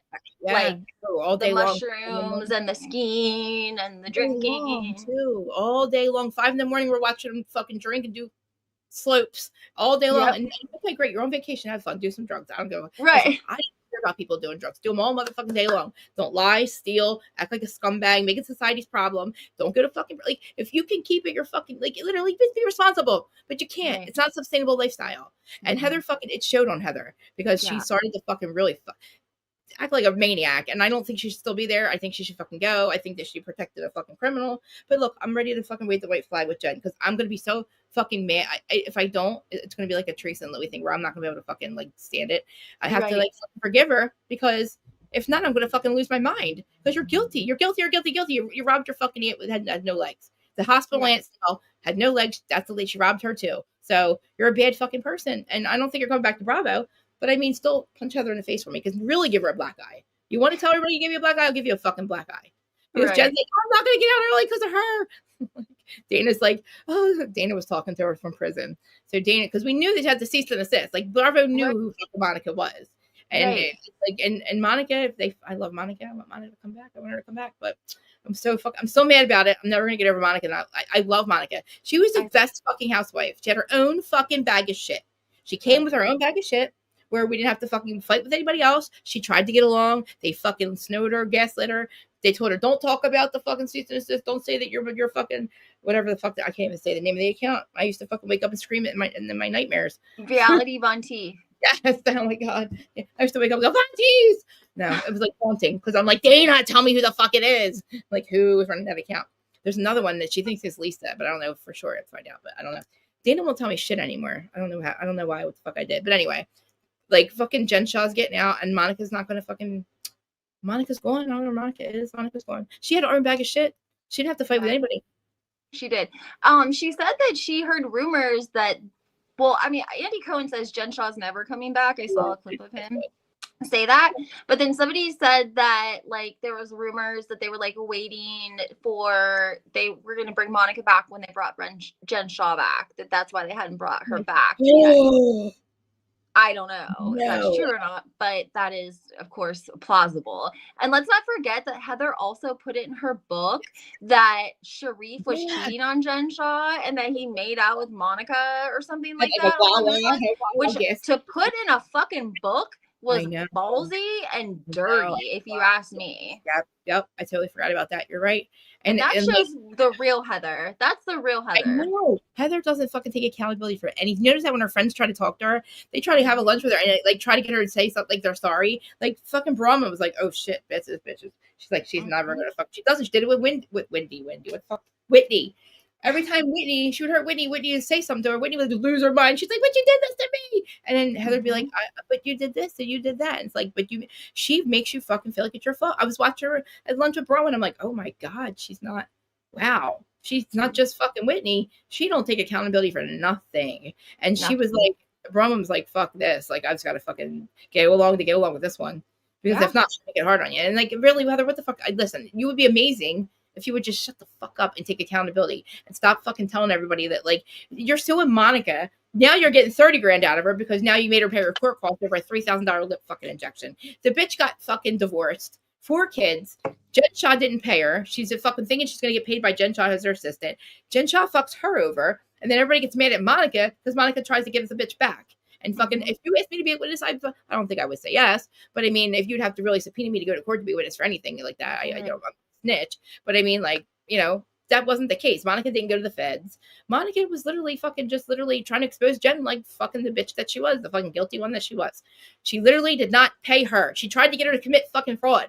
You want to make $6 million? And it's like, why is it remaining Monica? Jen Shah tried to get Monica's a fraud. No, Jen tried to get her to commit fraud. A single mom with 4 kids. You fucking try to get her to commit fraud, like you scumbag. You woke up every goddamn day and made a decision to fuck your fucking family over and fucking commit fraud. And you look at them in the eye every day and you leave. You think they got a nice life and they're thinking that you're fucking making money and you're lying every day. And you made that choice. You're a fucking scumbag. Yes. Like, you are such a scumbag. Like, you don't deserve your family back. You made a decision for a long ass. I mean, you would have kept going. You would have kept going, bitch. You got greedy. And that's horrible. People are going to accept her back. And I'm like, no, accept her back to punch Heather and that's it. Like, no. Like, Sharif shouldn't. Like, I don't even get it, dude. Like, Sharif shouldn't be with her. I don't understand. Her kids fucking, like, what happened to the kids that morning is fucking traumatizing. Like, I don't think anybody's sanity can deal with Jen Shah. I don't think she'll be back on the show. But the fact that she did it for her kids and her husband, and then fucking the other one gets even longer than her. Fucking, what's his face? Fucking, oh, God. What did I call him? Fucking, I forget what I called him. Oh, my God. What's his name? Stu Chains. Stubert Chains. I don't. When he got more time. He got more time. Oh, that's right. I forgot about him. I completely forgot about him. You're right. He needs to get out too. If she gets out, I was so upset for him. All he did was follow him. Goddamn. Yeah, Stubert Chains. He was like the last one to flip on her. Everyone had flipped, and he was the very, very last one. From the bottom, they all flipped on her. Well, guess what? They were all caught. Right. What are you going to do? You know what I mean? What else do you need? You might as well fucking give it up scorch the whole earth. Monica had a baby. Did you know that? No, but I forgot that. Yeah, I remember her getting pregnant, and then it's a rainbow baby, right? Yeah, she had a baby, and I think the baby daddy is like relatively younger. Like, I don't know. He's younger or something. They made slopes. Are they together? I think they're together. The last I had seen, they were together on social media. But I think that I don't know. They seemed happy. He did seem younger, of course, but every woman, I guess, is different. Maybe he's very mature. Hot. She's gorgeous, but she's beautiful. She is beautiful. Yeah, I wanted to get back with her husband though. I saw them. Wasn't he cute when they were like driving and shit? I was like, oh my god, they're so cute. I was like, and I didn't know that they stayed together after that whole cheating thing. So they were like together. So like the whole affair she had, they were together after that. They didn't get a divorce till 2023. Like they were like separated together. Like, yeah, they were on and off that whole time. And they just got separated again in 2023, right before they started filming. Yeah. So like they stayed together. I think she's with the guy. I don't know, never with the brother-in-law, but like, I guess they got divorced, but like they stayed together. And it was like a domestic violence thing is why they broke up. Oh, yeah. So they got back together after that. Yeah. I was like, oh my God, we need her back. Right? We got to dig into this because they're hanging out. He's like, I'm your future husband again. He's like, oh, I'm your future new boyfriend or future boyfriend or future ex. But he was like joking with her, like they were gonna get back together. Like they probably still fucked and shit. But like, yeah, they were just getting fucking in fights and shit. And that's like toxic as shit, but whatever. But like, yeah, dude, he stayed with her. But like, I mean, listen, you fucking married a Mormon family. If the fucking sister's cheating and the son's cheating, they don't want to be fucking Mormon then. The fucking family probably indoctrinated them and they probably just couldn't get the fuck out of their marriages. So like they probably never really blamed any of them, really. Because Mike's like, I was fucking abusive to her, blah, blah, blah, so I don't blame her for cheating. And the other one's like, well, we're Mormon, we didn't want to be with our husband. You know what I mean? So it was like, two kids that cheat on their fucking spouses, that family, it's not Monica's fucking fault. And it's not the fault. You know what I mean? Right. Like one cheating on her husband, one cheating. You know what I mean? It's like they were divorced anyway. I think, and they probably wanted out of their marriages. But anyway, she stays with him. And then and the only problem is the fucking domestic violence. I guess I don't know. Allegedly, but they get back together. So it's like I get crazy too, but I don't hit my husband. But I probably should. I mean, I get fucking like I lose my mind. Right. That's my fault. Like I really shouldn't. He hasn't really done anything wrong. But like I'm just abusive to him. But like I can see how we're very toxic communicators around here. It's not really cool. Like me and Jacqueline are fighting. People are trying to jump in and like try to argue, like try to get into and I'm like, we're both like, shut the fuck up. Like, leave us, like, we let us just fucking do this, please. Because, like, literally, I had to remind her of everything that Teresa did. And I'm like, just fucking, like, please just go back to rails the first time. When you fucking lost your goddamn mind. And you were fucking, I said, that's it. That's who she is. That's who she's always going to be. This is not Melissa's fault. Did she come on your show? Or? No, she was on Dana's Patreon. And then Dana does lives in there. Okay. Yeah. And then in the comments, I was like, Jacqueline, please stop. I said, this is absolutely ridiculous. Well, I mean, as far as I know, but it was Melissa's old nose that actually like coordinated Teresa making up with her. Like she had, suggested to Teresa, talked to Teresa about it, yada, yada, yada. And then kind of came, get into like the fair that they both were dealing, with boys with autism. And, because there was rumors that Teresa had, when her and Jacqueline get into a fight at Rails, and you go back and you watch Teresa, she calls Jacqueline a teacher or something. And if you go back and watch the fight, she also said it was karma too. She said she calls her a teacher, but she really used the R word as allegedly what supposedly happened, and that the network protected her and changed the wording around or whatever. Said that that Nicholas having autism was karma. And that's some sick shit to say to a mom who's struggling. Like that is some evil shit to say. Yes. So I'm like, what the fuck are we doing here? Like this Kim and you watching them three, I'm like, the fuck is happening right now? What is happening? They're all doing a podcast episode together, talk how great and friends they are, and fucking both of them get asked. Kim gets asked, how nice is it? What did you miss about your friend Teresa? Are you happy that you're fucking back together? And Jacqueline does this long montage of all the reasons why she loves Teresa and how she missed her and she cried. And then they asked Teresa. Teresa's like, I don't know, because we both have sons with autism. I'm like, this does not give a fuck, Jacqueline. And I said, Jacqueline, did you fucking hear her? There's nothing behind it. No, she doesn't. And it's because I feel like she was wasn't getting along with Dina anymore. Dina and her and David, they all fell out. Yeah, well, he's tried to do a business deal with them. And then you don't tell fucking Dave and Dina, I'm in the mob, and the mom's going to be at our wedding. They don't want to be around the fucking mob, obviously. They just got murdered by them, She was married to the mob, okay? Right. That's Christopher and Adriana right there. Like, Teresa, shut your motherfucking rando husband, the fucking, whatever this fucking dude is. I don't think they're legally married. I don't think they're legally married, actually. I tell everybody this. I don't feel like going to the fucking courthouse to get a marriage certificate to find out. But I really don't think they fucking put their marriage. I don't think they signed it. I don't think they did because we're registered. Why would you do that? When a man who's being sued by everybody, why would you fucking put your last name on there? They would have been smart not to get married and just stay. Like, you don't have to be married. Well, her name's not on anything at the house, allegedly. Nothing. Not even a utility bill. How does that work? How do you have a house in a, what was it, LLC or something? I don't even know how that works.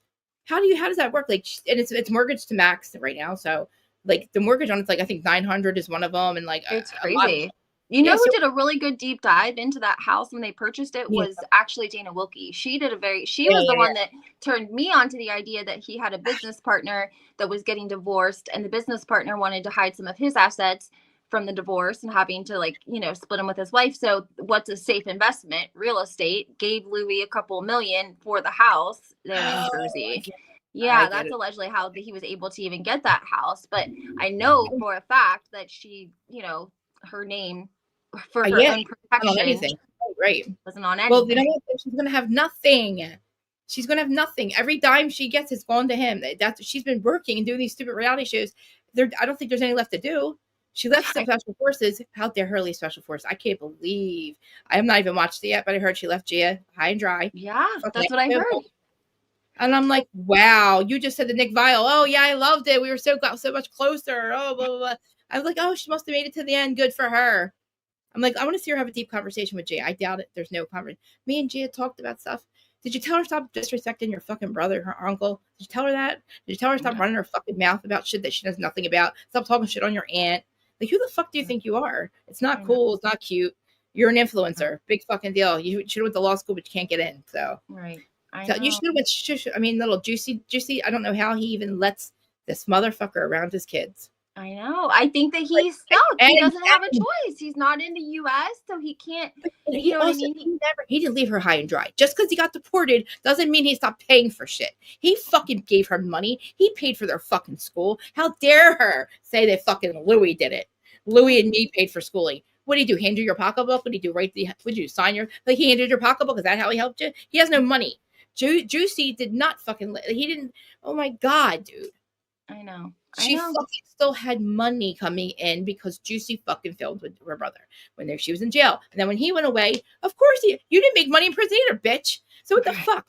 You paid his taxes. You should have. You should have paid his taxes because you're married. Okay. Yeah. Go to that fucking house, pay tax. Like, the house was not even fucking brand new. All they did was, it was a shell. They took it to the studs and read it. It wasn't somebody. It's still somebody else's house, Teresa. You fucking bitch. First thing out of her mouth is, I don't like people's house. I have to have everything new. The first fucking ever. I'm like, oh, here we go. Oh, this one fucking. I'm like, this bitch. Well, I'm not gonna like this one at all. And then I knew Frank from the fucking, like, from bodybuilding and shit, but like, I love Frank, and I'm so upset that he's not gonna be a BravoCon, because listen, you can't recreate the fucking Housewives in Jersey. We're too small. We know everybody. Everybody's every day would have fucking destroyed the new people. The whole cast. It would have been World War II. This place would have been scorched earth over here. Like, it would never worked. They would have started trouble. So you had to have them all back. Teresa, she's got no fucking power over anybody. They're fucking a force. The fucking new girls don't even fucking know Teresa. They're young. They're fucking amazing. You got rid of 2.5. You hired 2.5. The fucking cast that was on Rachel's sleepover. Everybody's there. Okay. And Margaret's going to be the fucking center. And I don't think that Dolores is going to fucking Rhode Island. I heard she really wasn't. That was weird to me. She doesn't live there. It doesn't make any sense to me. You're not a real housewife of Rhode Island. Where the fuck is Rhode Island anyway? Like, what are you doing? Dolores, where do you? I'm like, Robin, who the fuck does she know Rhode Island? Like, what are we doing? I'm scared. I'm like, he's like, Jersey, like, what's happening right now? And I'm like, why is she doing this? And she's like, don't worry about it. It was a rumor. I'm like, okay, like, seriously? Because I'm like losing my mind. I don't even know where the fuck Rhode Island is. And who does she know over there and why? I'm like, Teresa's got me traumatized bringing randos around here, and then she's going to go to fucking Rhode Island. I'm like, who the fuck's in Rhode Island? Like, is that where the bodies are or something? Like, what the fuck are we doing here? Right. I don't know, girl. I don't know enough about Rhode Island yet. I don't have I don't have any tea on the Rhode Island part yet, but I can't wait to. I'm looking at your Patreon right now. I'm like, try not to look. I'm like, oh shit. No, it's good, girl. It's good. I'm telling you, it is very good. Very truthful. It's you know, I don't want to like tell the other girls' perspective, their story, because everyone has their own story. But like, I'm giving it. I'm answering. I put in the comments like I am telling it all, because I waited, you know, almost a year and a half. She's not coming back to New Jersey. It's a perfect time to do it. So. I know it is. That's why. Oh my god, yeah. Yep. But my little one is about to be off the bus, so I gotta get out there. Is she? But I'm so thankful I got to come on today. I love I love the other lady. She was so. You guys are so funny with your nicknames and stuff. I would love to start joining on Wednesdays if you have room for me. I would love that. So dude, you can come any fucking day on Monday, Wednesday, and Friday around 12:30 every day. You're really welcome, because she's up there with me every day. Yeah, because we had so much fun. Yeah, I love coming. I haven't been live in forever. Seriously, everybody's remembering you. Oh, they're like, thank you. Like, everybody's leaving. I don't know if you're reading the comments, but they're like, I remember you. I can't. For some reason, my phone is like so small. I can't even like the comments are way over here on the side, so I haven't been able to see them. But I'll go through your live and comment. Yeah. But I'm glad that we got to do this, and I would definitely love to hop in. Definitely. Friday even. Salt Lake, so definitely. Yeah. Yes. Aw, and you look amazing, by the way. Seriously, you look so good. Your hair, your skin, everything. You look amazing, Krista. I need to hear that. Seriously. When I saw you live like a month ago when you started going live, I was like, she looks so good. Look at her. I know. I kept seeing on TikTok. I'm like, that's my friend. I'm like, she don't fucking TikTok. I'm like, I fucking actually miss her. I was like, I miss her. I fucking miss her. Aw. Thank you for coming up, and you're welcome. I hope that you have a great night. I had so much fun, and then I'll try to come in like around the same time Friday. If that's cool. I'll send you like links. 1:00. Oh, thank you so much. Have a good night, guys. Bye, everybody. Please subscribe to Lindsay. Lindsay, housewife of story. I know. I was like, how do I get out of here? No, well, I was gonna let you, but I didn't want to because we were just talking about one thing, and then I'm getting ready to end the thing anyway, Noelle. But I will literally. Oh, thank you. I know. I told her she's glowing. I remember she used to go live all the time, and it was good because we were on the opposite sides of Jersey. But then it fucking, of course, Louis scorched that one for us. It was like, oh fuck this shit. It made it really hard. But no, I'm glad that she's back. I'm trying to get her going, and especially Jacqueline too, because you guys are so like literally you guys have more knowledge. I think more knowledge than I do about the housewife stuff. So I love having everybody up here, and like I love keeping it to that because like especially Larja too, because I like get stuck on stupid, and they keep me going. So I appreciate them, and everybody, please, yes, have a great day. I'm going to be floating around in chats, try to find Willie and true crime stuff. But yeah, Friday is a Real Housewives of Salt Lake City. I still haven't added the phone number for people to call in and talk about whose side they're on. Mimir, we'll have to figure it out. Wallflower got to help me literally. It's yeah, her channel. I think we'll have it linked in here, and she also has a Patreon, guys. Fucking, I'm like kind of peeking at it right now. It's all fucking about that shit that went down with Teresa. I can't like she's got everything because she was a part of that shit, and it was pretty fucked. It was yeah. So yeah, I'm gonna maybe she'll like give us a little bit of a sneak peek into it. I don't want to because she, Patreon is for you guys for her to make money too. So, but yeah, $7.50 her Patreon. I'm gonna link it in our description. Anybody wants to join it? It looks fucking. Oh my god, I can't even look right now. I'm gonna take it. I feel like I gotta find JFK. I gotta get through that one too. Thank you. You guys are the best. Thanks for sticking around. Noelle, I promise. I promise you can come up next time. It was just I didn't want to have anybody really kind of interrupt us again because we were both like we could probably talk for another 8 hours about fucking housewife shit. But yes, so I will see you guys on Friday. I'll be floating around. And then everybody that I'll text you guys in a little bit. Talking a little bit. Noelle, I will see you in Discord. I forgot I would go back in Discord. I'm back in there again. And Joyce, I'll talk to you. I'll text you in a little bit. And Mimir, I'll talk to you. And everybody else will talk in the chats. And please come back on Friday. And please comment 6. Oh, Katie and Cat Lady was here. That's right. I did see you guys come in. Yes. I love it. I love everybody's perspective on Teresa too. Like, listen, everybody calls me. I was the angry blogger. Every time I've ever been shadow banned, it's all because of Teresa. Every argument I've gotten her, I told her to throat punch. I was going to fruit punch her, not throat punch, and I got trouble. Fucking completely banned as the harsh reality. I had to completely change my name. Start over 4 years ago. I was Dana named my fucking podcast. Dana named the unpopular opinion. I was there for like 3 months. Then I missed harsh reality. But she's the Wicked Witch of the West. I'm the Wicked Witch of the East. I'm the new witch. I'm the good witch. I'm the reality with Kristen Mary. So anyway, we're going to do, oh yeah, that's right. We're going to do, listen, this is a little sub pod we're doing, right? Joyce, she came up with, I didn't even think of this, crime tea with Kristen Marie. I said, okay, good. We have spirituality with Kristen Marie, sobriety with Kristen Marie, crying tea with Kristen Marie. And Lindsay is a addiction specialist. Like she works with girls that I think it's a coach, I think she calls her. I forget what it's called. She says it on TikTok. But anyway, she works with women that have been addiction and like homeless women, helps them like helps them really get their kids back and stuff. So she works with that kind of stuff. So her and I have a similar journey in our past. And literally I saw her on here one day. It was weird. I knew her from on here when we first started this. Bravo Kung comes around and I was like, oh my god, there's that girl, she's so fucking cute, housewife story. But like the crowd was so like there's so many people, and I didn't know her name because we don't know anybody's name with like she's housewife historian. I'm like Jessica Lindsay, I don't know who the fuck her name is. I didn't even know, so I couldn't call her. And then we ended up talking. I'm like, let's do a podcast, Jersey podcast. And then I'm more upset with Adam. I'm more upset with fucking the way that I'm not upset about that. I'm upset about fucking Louis fucking making them. Thank God they recognized. But I knew she obviously wasn't that serious for them, but it was for that Gabriella chick. But I'm like, oh, can I just say I told you so, please? Just one time. Just one time I say I told you so. Because I've always hated Teresa. Not hated. I don't hate anybody. I'm very disappointed in her. Just like when I went to Jax's live, I went to her live too. I just wanted to ask them why it would happen. I don't talk shit. I'm not talking shit that I'll say it to you. I'm clearly asking rhetorical questions that I really would like the answers to. I asked Jax why he's so mad at Brittany. I've asked Sandoval why the fuck you so mad at Ariana. It makes no sense. I tried to ask Teresa what broken her and when. That's it. Just tell me. Why do you hate your brother? Just don't fucking bullshit me. The truth. And that's it. Like, you don't have a reason. And if you recognize you don't have a reason, you might as well love him. And he's not going to forgive you. But anyway, I could go on for hours. Thank you. She's so defensive. I know. I'm reading your comments. And I love you guys. Thanks for sticking around 3.5 hours. I got to upload on the Who Started You On podcast side. But it's such a pain in the ass. I keep saying I'm going to do this shit when I'm done in my fucking lives. Anyway. I love you all. I'm rambling. I'll see you guys on Friday. Or in the chats. All that shit. Love you guys. Bye. Bye. Be back on Friday. Comment, like, subscribe, please.